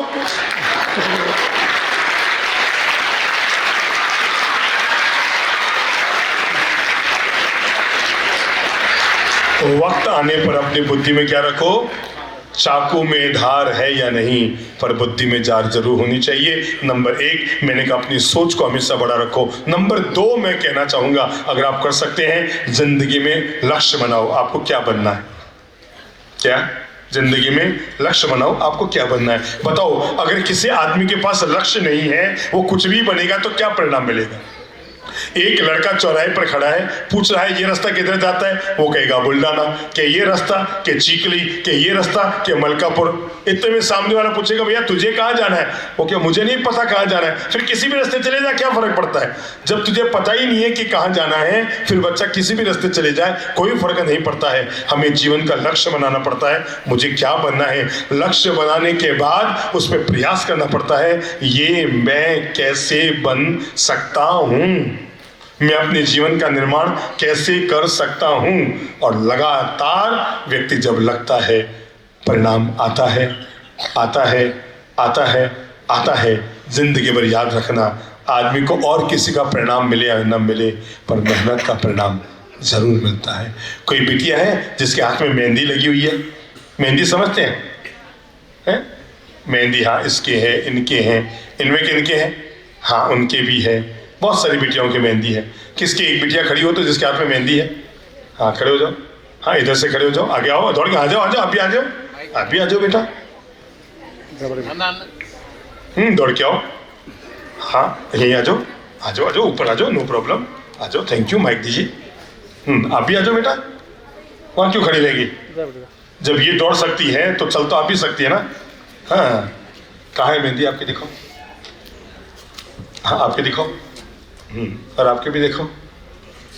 ज्यादा डार्क किसकी है? देखो तीनों में इनकी है ना। जरा बताएंगे इनकी डार्क क्यों है और आपकी फीकी क्यों पड़ गई है? बोलो माइक पास में। इन्हें बहुत दिन से किया। इसकी मेहंदी 2 दिन पुरानी है, आपकी मेहंदी 7 दिन पुरानी है, इनकी मेहंदी 10 दिन पुरानी है। इधर आओ। वाओ, इसकी मेहंदी तो बिल्कुल ताजी ताजी है। अच्छा एक बात बताओ, ये मेहंदी कब तक रहती है? सोचो बच्चों, कमर सीधी करो। जीवन में हमेशा याद रखो, शिक्षा को पाने के लिए आपके विद्यालय में एक प्रतिमा लगी है स्वामी विवेकानंद की। स्वामी विवेकानंद कहते थे शिक्षा उसी बालक को मिलती है जो अपने मेरुदंड यानी रीढ़ की हड्डी को हमेशा सीधा रखता है। कमर जो सीधी रखती है, अपनी लटक के बैठते ना, वो ज्ञान यहीं तक आता है, नीचे उतरता ही नहीं है, खेल खत्म। हाँ, तो ये मेहंदी का रंग, चलो इनको दो। आपका हाथ दिखाओ। हाँ, क्या आप बता सकते हैं ये मेहंदी का रंग कब तक रहेगा? इधर बताओ, अपना हाथ दिखाओ। वीडियो वाले कैमरा बीच में लाओ ना, किनारे क्यों खड़े? बीच में लाओ कैमरा अपना। हाँ, किनारे नहीं, बीच में लाओ। पूरा स्टैंड सही पे हो ना। वो भी मेरी तरह ही है। देखो अपना हाथ दिखाओ। मेहंदी आपको बताओ, राजस्थान में महिलाएं मेहंदी रचती है ना। कोई राजस्थान की महिला है यहाँ पर? मारवाड़ी महिला है कोई है? तो अगर मेहंदी बहुत अच्छी आती है तो लोग क्या कहते हैं? क्यों आई है? हाँ बोलो बोलो बोलो, खड़े जाओ। पीली साड़ी वाली मेहंदी, दौड़ के आओ, दौड़ के आओ। हाँ दौड़ के आओ। मराठी में सबको बताओ, राजस्थानी में किसी की मेहंदी बहुत अच्छी आती है तो लोग क्या कहते हैं? इसकी मेहंदी इतनी कलरफुल क्यों आई है? हाँ वाओ, मैं बताता हूँ, नहीं तो मैं सब ध्यान रखता हूँ। इधर आगे आओ, माइक दो उनको। हाँ मैं इसे बता दो। ऊपर आ जाओ, ऊपर आ जाओ, आ जाओ, आ जाओ। आप तो इतने सुंदर है, मैं सुंदर नहीं तो भी आ गया।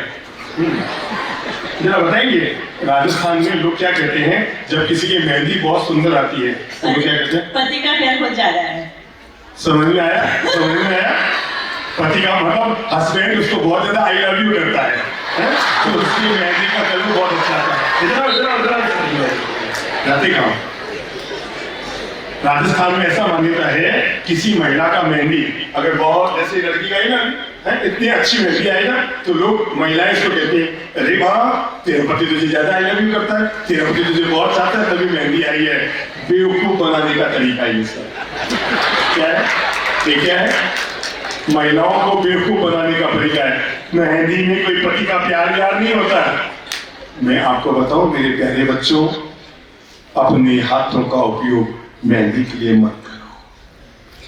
क्या? अपने हाथों का उपयोग मेहंदी के लिए मत करो, क्योंकि मेहंदी का कलर 7 दिन में फीका पड़ जाएगा। अपने हाथों का उपयोग मेहनत के लिए करो, जिंदगी भर आपको परिणाम मिलेगा। हिंदी समझता? अगर मेहंदी लगाएगा तो कुछ परिणाम नहीं आएगा, पर मेहनत करेगा तो रिजल्ट आएगा ना। मेहनत समझते हो? मेहनत का मतलब क्या होता है? हार्ड वर्क करना। अगर आप वर्क करोगे, मेहनत करोगे, परिणाम आएगा। जिंदगी में जो व्यक्ति लगा रहता है उसको आज नहीं तो कल, कल नहीं तो परसों, परसों नहीं तो अगले दिन आदमी को परिणाम जरूर मिलता है। इसलिए या कोई जिंदगी में हमेशा ध्यान रखो, किसी भी व्यक्ति को अपनी जिंदगी का परिणाम तभी मिलता है जब आदमी जिंदगी में मेहनत करता है। क्या करता है? अब ये मत समझना कि ये चाणक्य जी जिन्होंने ये क्या नाम, बुल्डाना बैंक कुछ लिए ना है, बुल्डाना अर्बन परिवार, ये मत समझना कि जिस दिन इन्होंने चालू की उस दिन ऐसी ही थी। क्यों प्रभु जी? जिस दिन आपने ये बैंक शुरू की होगी, आपने या आपके पिताजी ने जिसने भी शुरू की होगी, तब उसका क्या स्वरूप था और आज इसका क्या स्वरूप है? फर्क है। तब जमीन पर थे, आज आसमान पर है। एक बात याद रखना, ये जमीन से आसमान तक जाने में केवल किस्मत ने काम नहीं किया है, आदमी की सोच, आदमी की समझ, आदमी की मेहनत और आदमी की बुद्धि लगातार लगी रही, तब जाकर अपन छाप आए हैं, है ना। जब तक व्यक्ति लगातार नहीं लगेगा तब तक किसी भी व्यक्ति को अपनी जिंदगी में रिजल्ट मिलने वाला नहीं है, इसलिए हर आदमी को मेहनत जरूर करनी चाहिए। आप में से आइसक्रीम किस किस ने खाई है? सब ने खाई है। चलो मैं आपको बताता हूं, बोलो आइसक्रीम का आ। जीवन में आगे बढ़ने के लिए आइसक्रीम का आ यानी आत्मविश्वास, आइसक्रीम में ई यानी इच्छा शक्ति, आइसक्रीम में क यानी क्रियाशीलता, आइसक्रीम में स यानी सकारात्मक सोच, आइसक्रीम में म यानी मेहनत। ये पांचों चीजें मिलती है तो आदमी को परिणाम मिलता है। आइसक्रीम खाओ मत, अपने जीवन में परिणाम मिलता है। जितनी जरूरी इंसान की जिंदगी में शिक्षा की है, उतनी ही जरूरत इंसान की जिंदगी में संस्कारों की है। किसकी है? संस्कारों की है। भले ही घर में न हो कार, पर बच्चों में जरूर रहने चाहिए अच्छे संस्कार। न होगी कार तो कोई दिक्कत नहीं है, पर अगर संस्कार हमारे घर में है तो आप मान कर चलें, एक संस्कारशील बच्चा अपने आप में पूरे भारत का निर्माता बनता है। एक संस्कारशील बच्चा जिसमें अच्छे संस्कार होते हैं, जिसका जीवन शैली अच्छी होती है, जिसके जीवन का चरित्र अच्छा होता है, जो सही तरीके से अपने जीवन को जीता है, तय मानकर चलो वो हमेशा दूसरों को पसंद किया जाता है। देखो, बच्चा जब 6 महीने का होता है ना, तो घर में सब लोग कहते हैं ना, इसका गाल मुझ पर गया है, ठुड्डी मुझ पर गई है, आंखें मुझ पर मिलती है, ऐसा बोलते हैं ना। बेटियों बताओ, ऐसा बोलते हैं ना। जब 6 महीने का बच्चा होता है, दादा क्या बोलते हैं? इसके गाल मेरे जैसे हैं। दादी बोलती है इसकी ठुड्डी मेरी जैसी है। उसकी बुआ बोलती है इसके होठ मेरे जैसे हैं। इसका चाचा बोलता है इसकी आंखें, क्यों बोलते हैं ना, ऐसे बोलते हैं ना। जब बच्चा 6 महीने का होता है, पूरे घर के लोग बोलते हैं ये मेरे जैसा है, मेरे जैसा है, मेरे जैसा है। जब वही बच्चा 26 साल का होता है, शैतानी करके आता है, बदमाशी करके आता है, उपालम लेकर आता है, सारे घर के लोग पूछते हैं ये हरामी किस पे गया है?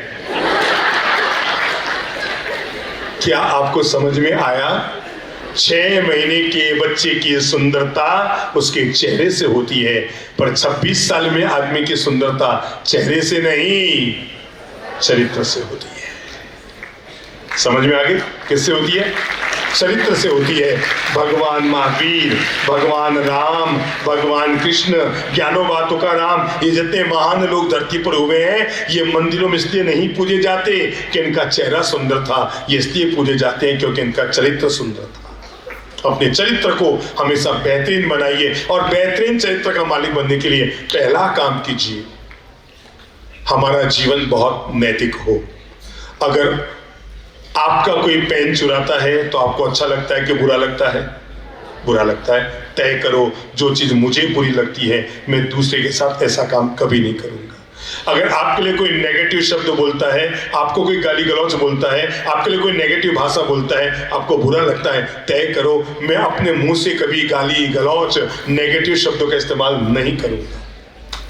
मैं अपने चरित्र को अच्छा बनाऊंगा, और चरित्र को अच्छा बनाने के लिए पहला निर्णय लीजिए, अपने संस्कारों को अच्छा बनाने के लिए ध्यान रखिएगा, संस्कार किसी मॉल में नहीं मिलते, संस्कार घर के माहौल में मिलते हैं। मेरे अच्छे बहनों भाइयों जो कुर्सियों पर बैठे हैं ना, जिंदगी पर ध्यान रखना, अपने बच्चों को केवल आसमान के तारे छूने की प्रेरणा मत देना। अपने बच्चों को केवल आसमान के तारे सितारे छूने की प्रेरणा मत देना, एक दिन वो छू मंत्र हो जाएंगे। अपने बच्चों को माँ बाप के चरण छूने के संस्कार देना, ताकि बुढ़ापे में आपके साथ न जाए। केवल आसमान को छू लिया तो कुछ हासिल नहीं होगा, पास में रहेंगे, जीवन का काम करेंगे। चरण छूने की प्रेरणा दो। पहला संस्कार, मैं आप लोगों को 7 संस्कार देता हूं। कितने? वैसे तो भारत में कितने संस्कार माने जाते हैं सनातन परंपरा में? हाँ, आगे आओ। 16 संस्कार। माइक दीजिए। शुभ नाम क्या आपका? आप बोलते बहुत अच्छा है। प्रज्ञा। अरे वाह, ताली बजाओ प्रज्ञा बेन के लिए। अच्छा बोलते हैं, सुंदर बोलते हैं। इधर आइए। अच्छा, क्या बताएंगे कि संस्कार का पहला श्री गणेश कहाँ से होता है? उपनयन संस्कार से। इसका मतलब क्या होता है? जब बच्चा जन्म लेता है तब उसे जो संस्कार दिए जाते हैं माने बच्चों को, तो उपनयन संस्कार से। मैं आपको बताऊं, हम जिस देश की माटी में पैदा हुए हैं ना, यहाँ पर जन्म देने के बाद संस्कारों की शुरुआत नहीं होती। गर्भ संस्कार, माँ के पेट में बच्चा जाता है उसी पल से शिक्षा की उसको जरूरत नहीं होती। एक महिला अपने 5 साल के बच्चे को लेकर किसी संत के पास गई। सुनना सब लोग, एक महिला अपने 5 साल के बच्चे को लेकर किसी संत के पास गई और जाकर कहा, महाराज मेरा बच्चा 5 साल का हो गया है, आप जरा बताएं अब इसको संस्कारों की शुरुआत कब से करूं। क्या कहा? मेरा बच्चा 5 साल का हो गया है, इसके संस्कारों की शुरुआत कब से करूं। संत ने कहा, बहन तुम ऑलरेडी 6 साल लेट चल रहे हो। क्या कहा?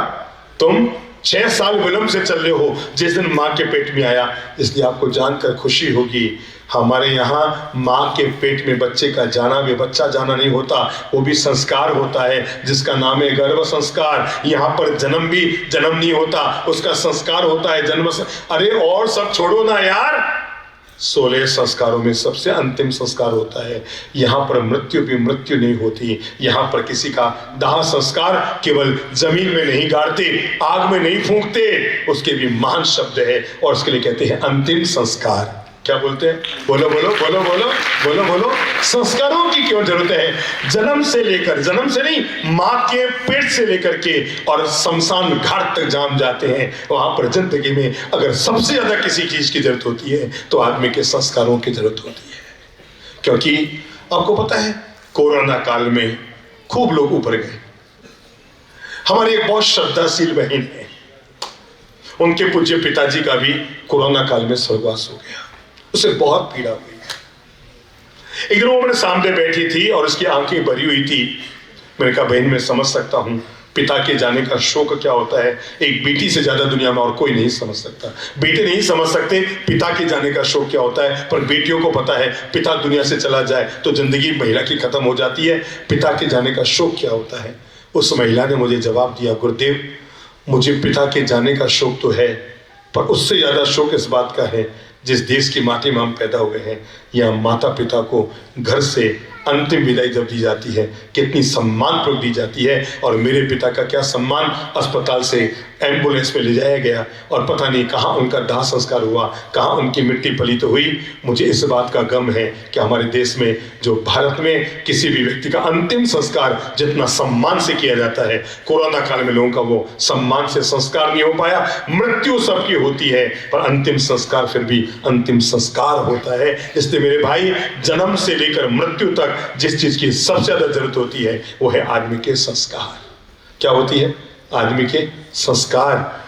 हमें प्राय कर क्या लगता है, बच्चों में अच्छे संस्कार होने चाहिए।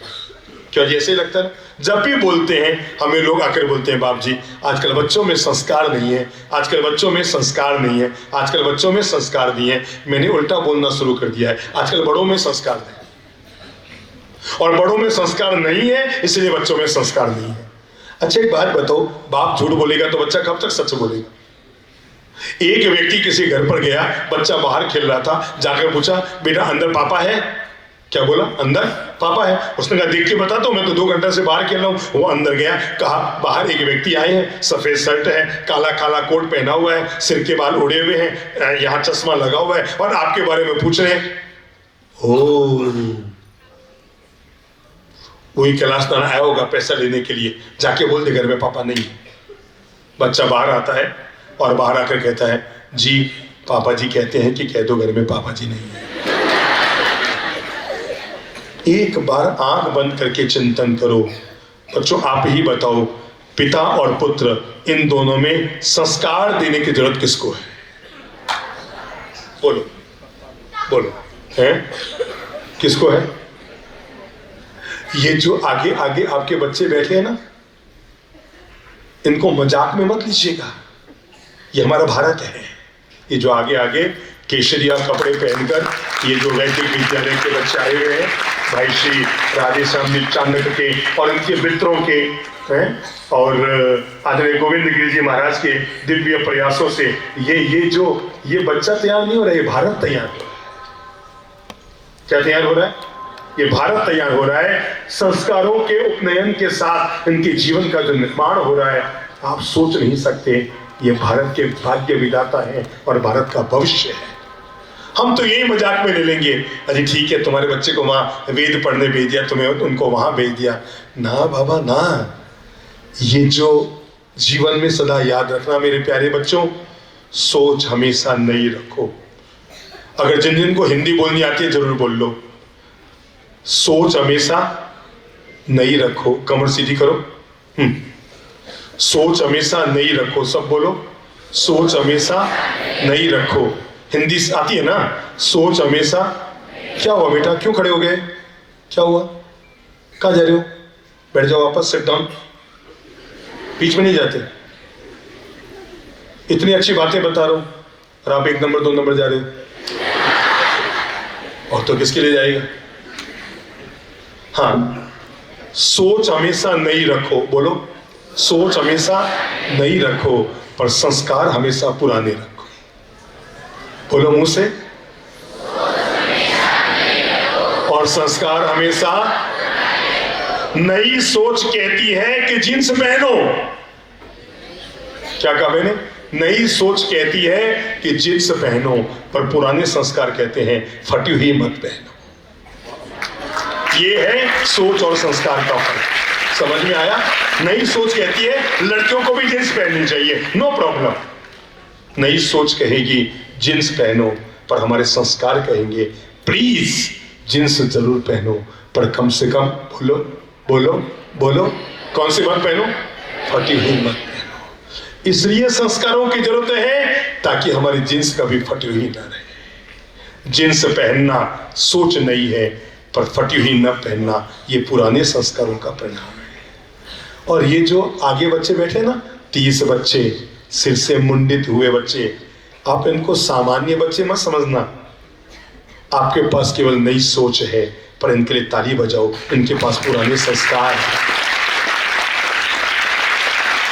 मैं इसलिए आप लोगों को मोटिवेट कर रहा हूं संस्कारों के लिए, क्योंकि दुनिया में अगर महात्मा गांधी बने तो संस्कारों के कारण बने। नरेंद्र जी मोदी जी देश के प्रधानमंत्री बने केवल शिक्षा के नहीं, ऊंचे संस्कारों से बने। लाल बहादुर शास्त्री अगर प्रधानमंत्री बने, जवाहरलाल नेहरू और इंदिरा गांधी अगर प्रधानमंत्री बनी, अगर हमारे देश के कई गौरवपूर्ण राष्ट्रपति बने, इन सब के निर्माण में हमारे संस्कारों ने बहुत बड़ी भूमिका अदा की है। इसलिए हम सब लोगों को इस बात के लिए अपने मन को तैयार रखना चाहिए, मैं अपने संस्कार हमेशा पुराने रखूंगा। बताऊं आपको, ऐसा ही सहकार विद्या मंदिर स्कूल था। 7वीं कक्षा में बच्चे बैठे थे, टीचर आए, समझ लो प्रज्ञा मैडम जैसी टीचर आई और आकर के बच्चों से कहा, बच्चों कल जब स्कूल में आओ तो आते समय स्वर्ग की मिट्टी लेकर आना। क्या लेकर आना? समझ गए? मिट्टी समझते हो? मेरे देश की मिट्टी सोना, उगले उगले हीरे मोती, तो स्वर्ग की मिट्टी लेकर आना। तो सोचो बच्चों को क्या लगा होगा? मैडम का माथा लूज हो गया है, खिसक गया है, भला स्वर्ग की मिट्टी कहां मिलती है? बच्चों ने कहा हमें नहीं पता स्वर्ग की मिट्टी। चले गए।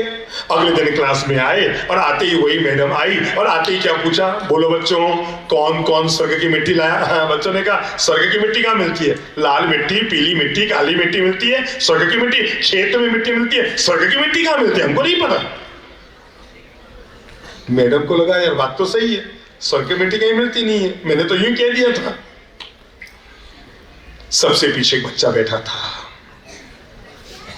सहकार विद्या मंदिर का बच्चा।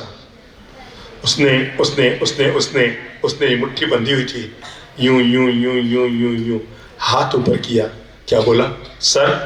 बोलो बोलो सर। बोलो बोलो आगे। मैं लाया सर, स्वर्ग की मिट्टी मैं लाया। जैसे सुनना था कि मैडम ने, सर ने कहा माता खराब है, कहां से लाया? बोल कहां से लाया? उसने कहा सर कुछ नहीं, सच्चाई तो ये है मैंने सुबह जब स्कूल आने से पहले अपने मम्मी पापा को शीश झुकाकर प्रणाम किया। हमारे घर में रोज के संस्कार हैं, हम लोग ललित प्रभु जी, चंद्र प्रभु जी महाराज के प्रवचन यूट्यूब पर सुनते हैं, और हमारे घर में संस्कार है कि हम रोज स्कूल जाने से पहले मम्मी पापा को घुटने टिका के प्रणाम करते हैं। सर, आज जब मैं उनको प्रणाम कर रहा था, मेरा माथा झुका हुआ था, मेरे घुटने मुड़े हुए थे, मेरे हाथ जुड़े हुए थे, और जब मैं उनको प्रणाम कर रहा था तभी मुझे याद आया कि आपने क्या कहा था, आते समय स्वर्ग की मिट्टी लेकर आना। और हमारे गुरुजी ने हमको कहा है, माता पिता के चरणों में स्वर्ग होता है। सर सर सर, मैंने कुछ नहीं किया है, मैंने माता पिता के चरणों के नीचे जो मिट्टी होती है वो मिट्टी लेकर आया हूं। सर, ये है स्वर्ग की मिट्टी। और जो बच्चे अपनी जिंदगी में ये पवित्र संस्कार रखते हैं कि रोज सुबह अपने माथे पर स्वर्ग की मिट्टी लगाते हैं, वे दुनिया के सबसे किस्मत वाले बच्चे होते हैं। या तो जिंदगी में किसी की दुआएं काम नहीं करती और सबसे पहले करती है तो आदमी के माँ बाप की दुआएं काम करती हैं। हम लोग कितने नाहक भोले होते हैं, मम्मी पापा हमें पालते हैं, पोसते हैं, जीवन का निर्माण करते हैं, हमारा खर्चा उठाते हैं, हमारे पढ़ाई का खर्चा, शादी का खर्चा, कैरियर का खर्चा, जॉब का खर्चा, स्कूल का खर्चा, कॉलेज का खर्चा उठाते हैं। एक बार सोचो, आपने उनको क्या दिया है? सोच सकते हो? अच्छे कर बुद्धि लगाओ। भाई साहब इधर आइए, इधर आ जाइए। वो मुझे आप बार बार इसलिए दिख रहे हैं क्योंकि आप मेरे ग्रुप के हैं।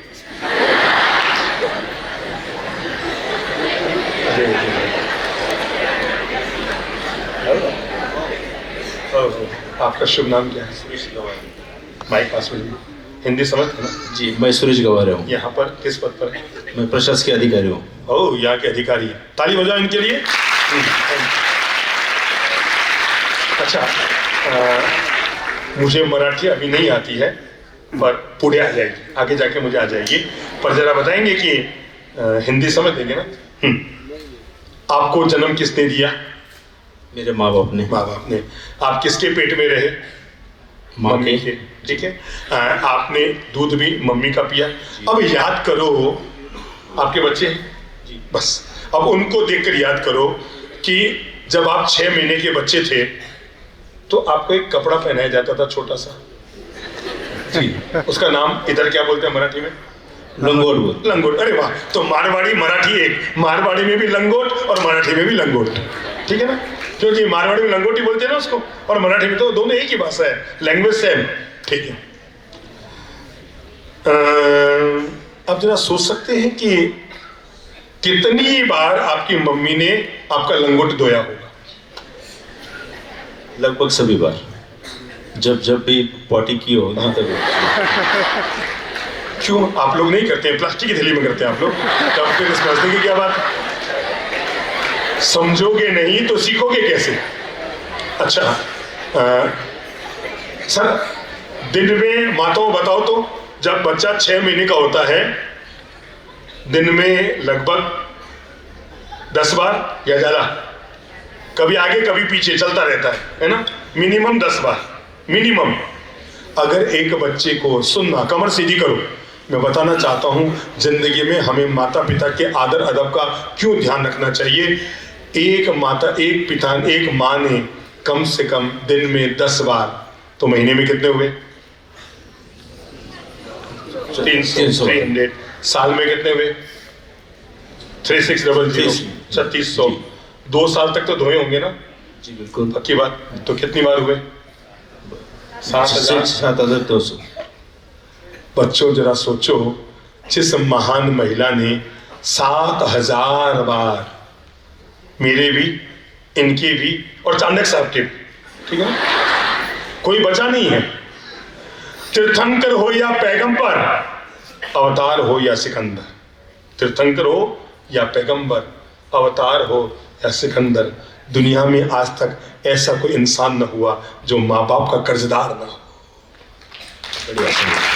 ऐसा कोई इंसान नहीं है जो ये कह सके मेरे माँ बाप ने मुझे कुछ नहीं दिया, अरे जो उन्होंने दिया वो तो भगवान ने भी नहीं दिया। जो उन्होंने दिया वो तो भगवान ने भी नहीं दिया, दुनिया में कोई कह नहीं सकता। इसे रोज कहा करो,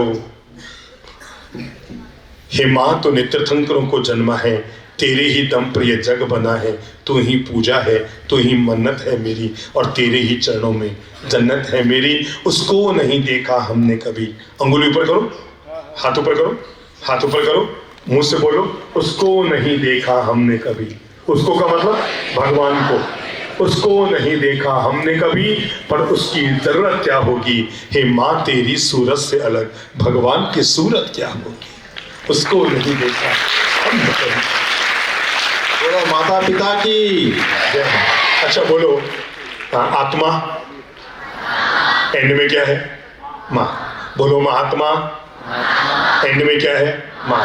बोलो परमात्मा एंड में क्या है, बोलो महिमा एंड में क्या है, माँ की क्या महिमा गाओगे, इसको तो एंड में माँ से, ठीक है ना।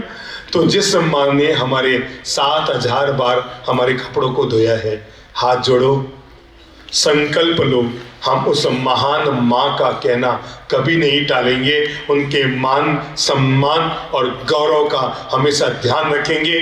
मेरे बच्चों, जो बच्चे अपने माता पिता के दिल को दुखाते हैं, जो बच्चे अपने माता पिता के दिल को पीड़ा पहुंचाते हैं, जो बच्चे अपने माता पिता के आत्मा को दुखी करते हैं, मैं सच कहता हूं वे पाप के भागीदार होते हैं। हमें जिंदगी में कभी अपने माता पिता के दिल को नहीं दुखाना चाहिए। वो आपके बगल वाले बच्चे को खड़ा करो तो, भाई साहब फोटोग्राफर साहब देखो आपके बगल में कौन है, हाँ खड़ा कर दो, बड़ा सुंदर हैंडसम लग रहा है, इधर आओ। जरा बताएंगे बेटा, आप मोबाइल पर बात कर रहे हैं, आप अपने किसी फ्रेंड से मोबाइल पर बात कर रहे हैं, आपके फ्रेंड है मोबाइल पास, माइक पास है नहीं, गर्लफ्रेंड है कि बॉयफ्रेंड है, दोनों ही है, हाँ तो इधर आओ ना, दोनों ही है ना। अच्छा मोबाइल पास, हाँ हाथ में लो ये माइक, हाँ समझो, इससे समझना सब लोग, आप मोबाइल पर अपने किसी फ्रेंड से बात कर रहे हैं, इतने में मम्मी ने आवाज दी, आपका नाम क्या है, पार्थ। बात है, जागो मेरे पार्थ, ठीक है। मम्मी ने आवाज दी पार्थ, तो आप मम्मी को क्या जवाब दोगे, दोस्त से बात कर रहा हूँ, थोड़ी देर में आऊंगा। जिंदगी में करेक्शन कर दो। आज पहला संस्कार यही दे रहा हूं, जब आप दोस्तों से फोन पर बात कर रहे हैं और मम्मी ने आवाज दी कि पार्थ, तो ये मत कहो 2 मिनट में आता हूं, जिससे बात कर रहे हो उसको बोलो 2 मिनट बाद फोन करो, मेरी मम्मी मुझे बुला रही है। समझ में आई, समझ में आई, समझ में आई। भूल चूक कर ये पाप मत करना, मम्मी को मत कहना 2 मिनट इंतजारी करो, जिससे बात करो उसको बोलना 2 मिनट बाद फोन कर, मेरी मम्मी मुझे। एक बात बताओ बेटा पार्थ, कभी आप बीमार पड़ जाएंगे, आईसीयू में रहेंगे, आपका 3 लाख का बिल बनेगा, तो जिससे आप बात कर रहे हो वो क्या उसमें से 3 रुपया भी चुकाने के लिए आएगा? नहीं। तो किस बेवकूफ़ी में कहते हो मम्मी रुको मैं दोस्त से बात कर रहा हूँ, जो आपका 3 रुपया जमा नहीं करा सकता, 30 रुपये जमा नहीं करा सकता, 30,000 जमा नहीं करा सकता, आपके बीमार पड़ने पर 3 लाख का बिल नहीं चुका सकता, और वो माँ बाप चुकाएंगे। जिंदगी में याद रखना, भगवान होता है पर माँ बाप से बढ़कर नहीं होता।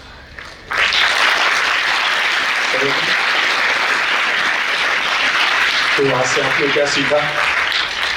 माँ बाप की इज्जत करनी चाहिए और उन्हें प्रथम। Thank you. हाँ बोलो बेटा, माता पिता की इज्जत करनी चाहिए, ठीक है ना। देखो मम्मी पापा ने आपको पाल पोस के बड़ा किया है, ये कपड़े पड़ोसी ने दिलाए आपको, उस फ्रेंड ने दिए होंगे ना, दोस्त ने, किसने दिए? Mummy papa. मम्मी पापा ने। और स्कूल की फीस उन्होंने दी, और आपकी पढ़ाई का खर्चा उन्होंने दिया। कभी आप घूमने जाते होंगे उसका खर्चा उन्होंने दिया। आपकी शादी होगी तो उसका खर्चा वही करेंगे। लव मैरिज करोगे? हाँ नहीं ना, हाँ ठीक है, तो उसका खर्चा वही करेंगे ना। अब आप एक बात बताओ, सब कुछ वो कर रहे हैं, हम उनके लिए क्या कर रहे हैं? हिंदी समझते? बोल। मैं 1000 बातें आपको बता सकता हूं जो आपके माँ बाप ने की है, आप एक बात नहीं बता सकते जो आपने अपने माँ बाप के लिए की है। इसलिए मेरे प्यारे बच्चों, आज फैसला कर लो, जब हम शिक्षा के साथ साथ सहकार विद्या मंदिर स्कूल जैसे पवित्र प्रांगण में आए हैं, जहां पर आकर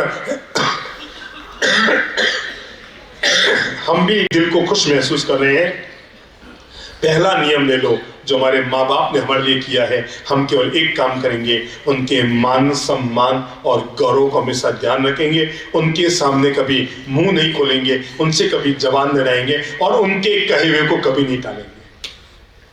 क्या उनके कहे हुए को कभी नहीं टालेंगे। टालेंगे का मतलब कभी मुझे पता नहीं, मराठी आती नहीं है, कहीं इसका मतलब ये नहीं हो जाए कभी नहीं मानेंगे, कभी मना नहीं करेंगे। हाँ, मना नहीं करेंगे। बच्चा तो अच्छा है भाई, ताली बजाओ है। और मैं समझता हूँ, मैं तो किसी को जानता नहीं हूँ, जहाँ मेरी आँख पड़ जाए उसको खड़ा कर देता हूँ, पर जैसा ये एक बच्चा अच्छा है वैसे ही आपके विद्यालय के हजारों बच्चे इतने ही श्रेष्ठ और इतने ही गुणशील और संस्कारशील हैं। मैं बहुत प्रेम से आपके बीच आया हूँ। मैं आपको बताऊँ, मेरा गला चौक है, मुझे डॉक्टर ने कह भी रखा है अब आप कम बोलिए, मैं फिर भी बहुत प्रेम से बोल रहा हूँ, क्योंकि मुझे पता है इन बड़ों में अगर ज्ञान देंगे तो ऊपर ऊपर बह जाएगा, इन बच्चों में कुछ अच्छी बातें डाल देंगे तो पूरे जीवन का निर्माण हो जाएगा, है ना। तो आज से मेरा अच्छा, रोज मम्मी पापा को प्रणाम करते हो, पाँव छूते? हाँ। रोज करते हो? नहीं, अभी हॉस्टल में हो तो घर जाके करता हूँ। जब घर जाते हो तो करते हो, रोज करते हो? पाँव छू के करते हो? हाँ। अच्छी बात है। यहाँ हॉस्टल में आप रहते हैं, मन लगा हुआ है? हाँ। अच्छा लगता है? हाँ। खाना पीना अच्छा है? हाँ। कोमल मैडम अच्छी है? हाँ। कोमल ताई, क्या कहते हैं, ताई कहते हैं ना? दीदी यहाँ क्या कहते हैं, ताई कहते हैं। कोमल ताई ऐसा बोलते हैं, कोमल दीदी बोलते हैं, क्या बोलते हो? मैडम।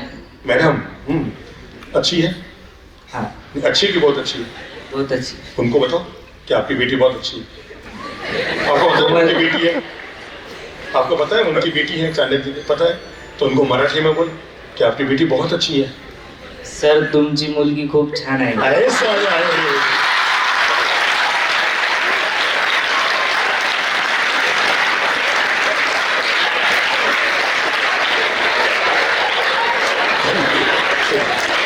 बच्चा तो जोरदार है। अच्छा,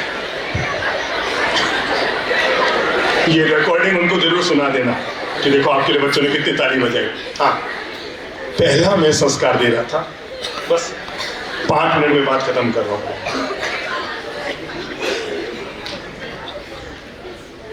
बच्चों एक ध्यान रखना, अपनी बात 5 मिनट में उससे पहले हम लोग 2 दिन और बुल्डाना में हैं। यहाँ पर शहर में दादाबाड़ी का परिसर है, तो जो बच्चे भी बुल्डाना के हैं वो अपने मम्मी पापा को ये जानकारी जरूर दे दें। कल शनिवार है और परसों रविवार है, 2 दिन तक जीने की कला, यानी व्यक्ति अपनी जिंदगी को अच्छा बेहतरीन कैसे बनाए, इस पर कहाँ प्रवचन है प्रभु जी? Dadabadi Buldhana urban residency club के सामने। ठीक है, आप एड्रेस बता देना। तो यहाँ पर जो दादाबाड़ी है उसके पीछे बहुत बड़ा लॉन है। हाँ, अच्छा, सैटरडे संडे छुट्टी है क्या यहाँ पर? हाँ, तो ठीक है, बच्चे आप भी आ जाना और मम्मी पापा को साथ में ले आना। प्रवचन अच्छा लग रहा है? अच्छा लग रहा है ना? तो हाथ खोलो, बजाओ। तो कल और परसों यानी सैटरडे और संडे 2 दिन का सत्संग आपके जो स्कूल के चेयरमैन हैं आदरणीय श्री राधेश्याम जी और यहाँ का पूरा समाज, इनकी बहुत खास इच्छा थी कि हम लोग बुल्डाना आए। हम इनके प्रेम वश ही बुल्डाना आए हैं और आप सभी बच्चों से ये अनुरोध करता हूँ, अपने अपने मम्मी पापा को लेकर, मैं तो कहूँगा जो बच्चे यहाँ आपके ना छात्रावास में, अगर हो सके तो बच्चों को वहाँ बुला लेना। बसें तो खड़ी है, बसें तो यही है, ड्राइवर को बोल देना इन बच्चों को भी 2 दिन के लिए बुला देना। इन बच्चों के लिए अब ये जो 2 दिन के प्रवचन है वरदान बन जाएंगे। तो अपने अपने मम्मी पापा सबसे अनुरोध करना कि सब लोग दोनों दिन सत्संग में जरूर आए। समझ गए? एड्रेस समझ गए? दादाबाड़ी परिसर, सुबह 9 से 11 बजे कल भी है और सुबह 9 से 11 बजे परसों रविवार को भी है। बच्चे भी आ जाना और यहाँ के जो बच्चे हैं उन सबको भी ले आना। नंबर 1।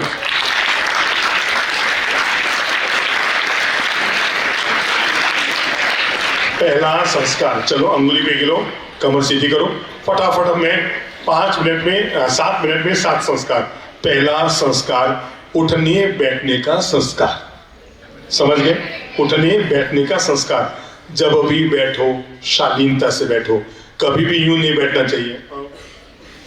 अपन बैठ जाते ना यूं नहीं, जब भी बैठो कमर हमेशा अपनी सीधी रखो, समझ गए?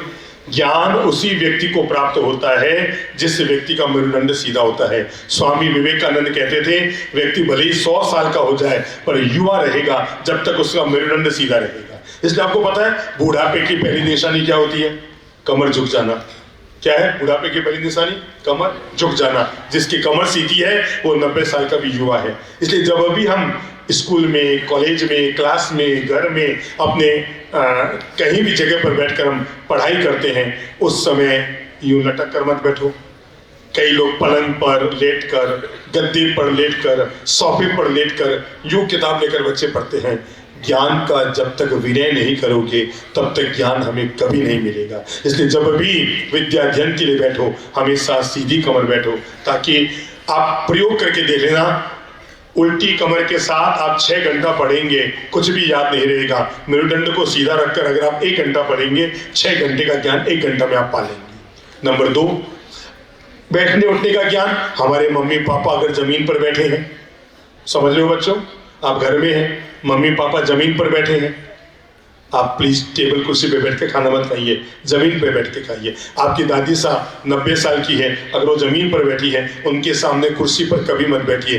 बड़ों के आदर अदब और उठने बैठने का हमेशा संस्कार रखिए। जब भी बैठे अपने कपड़ों को बहुत शालीनता से पहनकर बैठे, अपने पाँव को शालीनता से कपड़ों को ढककर बैठे। हमारे उठने बैठने से पता लग जाता है कि बच्चा कितना शालीन है। पहला कौन सा संस्कार हो? उठने बैठने का संस्कार। जब भी बैठो, जहां भी बैठो, बैठने से पहले नजर डाल लो वहां कोई चींटी तो नहीं है। समझ रहे हैं ना? वहां कोई चींटी तो नहीं है। अगर चींटी है तो उसको हटा कर बैठिए। आप बैठेंगे और आपके घर चींटी मर जाएगी। किसी भी जीव को मारना, भले वो चींटी और मच्छर भी क्यों न हो, पाप है।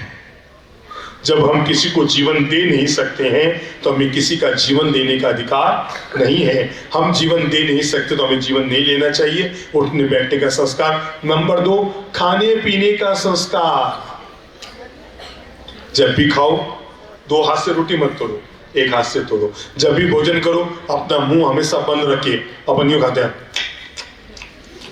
तय करो हम गाय हैं या लड़की हैं, बिल्कुल मुंह बंद हो। हौली हौली गति से। मुंह में कितने दांत हैं? 32। किसी भी कौर को मुंह में डालने के बाद 32 बार अपने दांत के नीचे जरूर चलाइए, ताकि वो भोजन पूरा का पूरा क्या हो जाए? क्या हो जाए? नरम हो जाए। नहीं तो जो काम दांतों को करना पड़ता है वो काम आंतों को करना पड़ेगा। खान पान का संस्कार। जब भी भोजन करें बाजारू भोजन मत कीजिए, घर पे बनी हुई वस्तु का उपयोग कीजिए। बाजार में दिन भर ठेले के सामने खड़े होकर पता नहीं कौन सी क्वालिटी का भोजन है, हम हर तरह का। होटलों में भोजन ज्यादा मत कीजिए। जो बच्चे या जो बड़े होटल में खाते हैं वे हॉस्पिटल जाते हैं। समझ गए? जो होटलों में खाते हैं वे कहाँ जाएंगे? हॉस्पिटल में जाएंगे। अपनी मम्मी के हाथ का कभी अगर आपकी इच्छा हो जाए ना, बाहर का खाना है, ऐसे बोलते हैं ना, महिलाएं बोलती है ना आज बाहर का खाना है। क्यों जी? आपके घर में कोई बोलती है पत्नियां आज हमें बाहर का खाना है? जब भी पत्नी बोले ना बाहर का खाना है तो बोल दो खाना बना लो, हम बरामदे में बैठ के खा लेंगे, बाहर खा लेंगे। पर खाओ हमेशा घर का शुद्ध बना हुआ भोजन। खान पान का हमेशा संस्कार हो।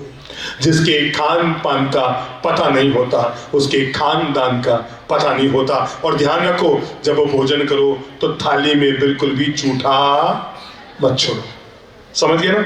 ऐसा नहीं रोटी छोड़ दी, सब्जी छोड़ दी, चावल छोड़ दिए। दुनिया में लाखों लोग हैं जिनको पेट भर भोजन नहीं मिल रहा है। भगवान ने आपको भोजन दिया है, प्लीज अन्न का अपमान मत कीजिए। उतना ही लो थाली में। सब बोलो, उतना ही लो थाली में। दोबारा बोलो, उतना ही लो थाली में कि बेकार न जाए नाली में। उतना ही लो। अगर आप जूठा छोड़ेंगे तो क्या होगा? कहाँ जाएगा? नाली में जाएगा। प्लीज कभी भी आप गाय को खिलाओ, कुत्ते को खिलाओ, जानवर को खिलाओ, पर कभी भी अपना जूठा मत खिलाओ। समझ गए? कभी भी अपना जूठा भूल चूक कर अगर आप जूठन डाल रहे हैं, आप अन्न देवता का अपमान कर रहे हैं। नंबर 3, पहला मैंने कहा उठने बैठने का संस्कार, दूसरा मैंने कहा खाने पीने का संस्कार, नंबर 3 बोलने चालने का संस्कार। जब भी बोलो सभ्य बोलो, जब भी बोलो शालीनता से बोलो। याद रखना जिंदगी भर मुंह से निकली बोली और पिस्तौल से निकली गोली ये कभी लौट कर नहीं आती है। मुंह से निकली बोली और पिस्तौल से निकली गोली। कभी भी किसी बच्चे की मजाक मत उड़ाओ। समझ लो कोई बच्चा काला है, इसमें उसकी क्या गलती है? आप हर समय मजाक उड़ाते हैं। किसी बच्चे की एक आंख चली गई है, आप उसको काना काना बोलते हैं। कोई बच्चा बराबर नहीं चल पा रहा है, आप उसे लूला लूला बोलते हैं। जो लोग किसी भी बच्चे की मजाक उड़ाते हैं अगले जन्म में उनको भी वही बनना पड़ता है। समझ गए ना? अंधे को अंधा मत कहो, लूले को लूला मत कहो। बच्चों ध्यान रखो, जब भी किसी को बोलो सम्मान की भाषा बोलो। कभी किसी का पानी मत उतारो, समझ गए? कभी किसी के साथ मजाक मत करो। देखो कमर सीधी करो। एक महिला ने अपने पति से पूछा तुम मरने के बाद कहाँ जाओगे? उसने कहा मैं मरने के बाद स्वर्ग में जाऊंगा। क्या कहा? तो उसको पूछा तुम्हें स्वर्ग में क्या मिलेगा? उसने कहा मुझे स्वर्ग में अप्सरा मिलेगा। अप्सरा समझते हो? है अप्सरा मिलेगा। क्या मिलेगा? अप्सरा मिलेगा। तो पत्नी क्या चाहती थी? क्या बोले? तू मिलेगी, है ना? यही चाहेंगे ना कि तुम मिलेगी। उसने कहा नहीं, तुझे तो मैं मरी पसंद नहीं करूं, मुझे तो अगले जन्म में अप्सरा मिलेगी, अप्सरा। तो पत्नी ने कहा तुम्हें तो स्वर्ग भी मिलेगा, तुम्हें तो अप्सरा भी मिलेगी, एक बात बताओ मुझे अगले जन्म में क्या मिलेगा? पति टेढ़ा बोलने वाला, मजाक उड़ाने वाला, उसने कहा अगले जन्म में मुझे तो अप्सरा मिलेगी और तुझे माकट मिलेगा। माकट समझ गए? बंदर, मंकी। बंदर को मराठी में माकड़ बोलते हैं? माकड़, ठीक है, धीरे धीरे सीखूंगा। क्या मिलेगा? बंदर। मंकी मिलेगा, माकड़ मिलेगा। क्या मिलेगा? माकड़। पत्नी ने कहा तुम गजब के आदमी हो, तुम्हें तो इस जन्म में भी अप्सरा मिली और अगले जन्म में भी अप्सरा मिलेगी, मुझे इस जन्म में भी माकड़ मिला और अगले जन्म में। जिंदगी में ध्यान रखो, जब भी हम नेगेटिव बोलते हैं तब हम नेगेटिव सुनते हैं। नेगेटिव बोलते हैं तो शब्दों में बड़ी जान होती है, इनसे आरती अरदास और अजान होती है। ये समंदर के मोती हैं जिससे अच्छे आदमी की पहचान होती है। जब बोलो अच्छी भाषा बोलो, सम्मान की भाषा बोलो, हमेशा दूसरे को आप कहकर बोलो, हमेशा अपनी ओर से दूसरों को इज्जत मिले ऐसी भाषा बोलो। ये संस्कार होना बहुत जरूरी है। हाँ, अगर आप अगला संस्कार लेना चाहें तो वो लीजिए पढ़ने लिखने का संस्कार। हर बालक को पढ़ाई जरूर करनी चाहिए। हमारे जीवन का निर्माण हम इसलिए पढ़ाई नहीं करते हैं कि हमें जॉब पाना है, हम इसलिए पढ़ाई करते हैं ताकि हमें भविष्य में एक अच्छा इंसान बनना है। जब हम पढ़ाई कर रहे हैं हमें दिल लगाकर, देखो आपके मम्मी पापा ने आपको यहाँ हॉस्टल में रखा हुआ है पढ़ने के लिए। अगर आप गप्पे मार रहे हैं, छिप छिपाकर किसी के अंदर वाले जेब में मोबाइल पड़ा है और आप उसको यूज कर रहे हैं और आप आजू बाजू मैडम को बेवकूफ़ बना रहे हैं, आप समझते हैं अरे मैंने सबको बेवकूफ़ बना दिया, किसी को पता ही नहीं लगा, मैंने मम्मी से बात कर ली, मैंने वीडियो गेम चला लिया, मैंने मोबाइल यूज कर लिया, किसी को पता नहीं लगा। जब हम ये सोचते हैं ना मैंने उसको बेवकूफ़ बनाया, तब हम उसको बेवकूफ़ नहीं बना रहे हैं, तब हम खुद अपनी जिंदगी को बेवकूफ़ बना रहे हैं। दुनिया में याद रखना, सबको अंधेरे में रखा जा सकता है पर खुद को अंधेरे में नहीं रखा जा सकता। और पूरी धरती पर एक ही इंसान है जो हमें सुधार सकता है, वो कोई और नहीं, वो हम खुद हैं। जब हम खुद फैसला करेंगे हमें अच्छे जीवन का मालिक बनना है, हम बेहतर जीवन के मालिक बनने में सफल हो जाएंगे। छोटे छोटे संस्कार रखो अपने साथ, आदर अदब का संस्कार, कपड़ों के पहनावे का संस्कार। हमारे कपड़े बहुत शालीन होने चाहिए। एक दिन आप पढ़कर कॉलेजों में जाएंगे, बड़े शहरों में जाएंगे, हमें हमारे कपड़े हमेशा शालीनता से पहनने चाहिए, क्योंकि कपड़ों की शालीनता हमारी कुलीनता को बताती है। समझ गए? कपड़ों की शालीनता हमारी कुलीनता को बताती है। अगर जो मैंने छोटी छोटी बातें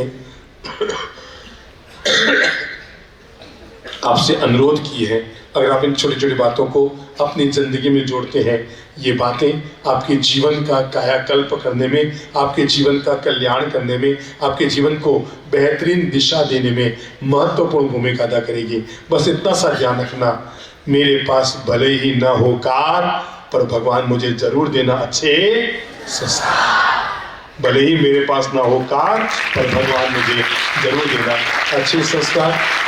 हमारा सहज में ही सहकार विद्या भवन कह दो, स्कूल कह दो, परिसर कह दो, हमारा वहाँ पर आना हुआ। हम बहुत प्रेम से सारे बच्चे बच्चियों को अपनी दुआएं देते हैं। सारे शिक्षक शिक्षिकाएं और यहाँ के प्रबंधकों को हम अपनी ओर से मंगल कामना शुभ कामनाएं देते हैं। हम आदरणीय नगर के गौरव भाई श्री राधेश्याम जी चांदक, भाई श्री सुकेश जी झंवर, बहन आदरणीय श्रीमती कोमल जी झंवर, हम पूरे इस परिसर के अभिभावकों को अपनी ओर से बहुत बहुत दुआएं देते हैं। आपने संतों को बुलाकर छोटे छोटे नन्हे नन्हे बच्चों को कुछ अच्छे संस्कार के पाठ पढ़ाने का जो पुण्य सौभाग्य प्राप्त किया है, हम इसके लिए खूब खूब खूब खूब साधुवाद, शुक्राना, मंगल कामना, अपनी दुआएं समर्पित करते हैं। ध्यान में ले लो वापस, कल और परसों जो लोग यहाँ आए हुए हैं, आप में कौन कौन है जो मोबाइल यूज करते हैं, जो कुर्सी पर बैठे हैं? अच्छा, आप भी सब यूज करते हैं। और जो कुर्सी पर बैठे हैं कौन कौन यूज करते हैं? हाथ खड़ा करो। सब लोग मोबाइल यूज करते हैं। केवल एक काम करना, अब तक जो व्यवस्था हुई है इन लोगों ने, आयोजकों ने व्यवस्था की है, आप केवल एक काम करना, आज दिन भर में अपने 10 करीबी लोगों को फोन जरूर करना, भैया कल और परसों 2 दिन जीने की कला पर प्रवचन है, उनको आने का निमंत्रण दे देना। आप जिस एक व्यक्ति को फोन करेंगे वो घर जाकर आपको 10 बार फोन करेगा, भैया मेरी जिंदगी बदल गई, मेरी लाइफ सुधर गई, मेरे जीवन में आनंद आ गया, मेरे जीवन में वैर विरोध और दूरियां खत्म हो गई। कल सुबह ठीक 9 से 11:30 बजे दादाबाड़ी परिसर के पीछे दिव्य सत्संग और प्रवचन। ओम शांति। मध्य वंदन गुरुवर, जैसा कि गुरु भगवंतों ने आदेशित किया है, कल और परसों दादाबाड़ी मंदिर के पीछे जो ARD लॉन्स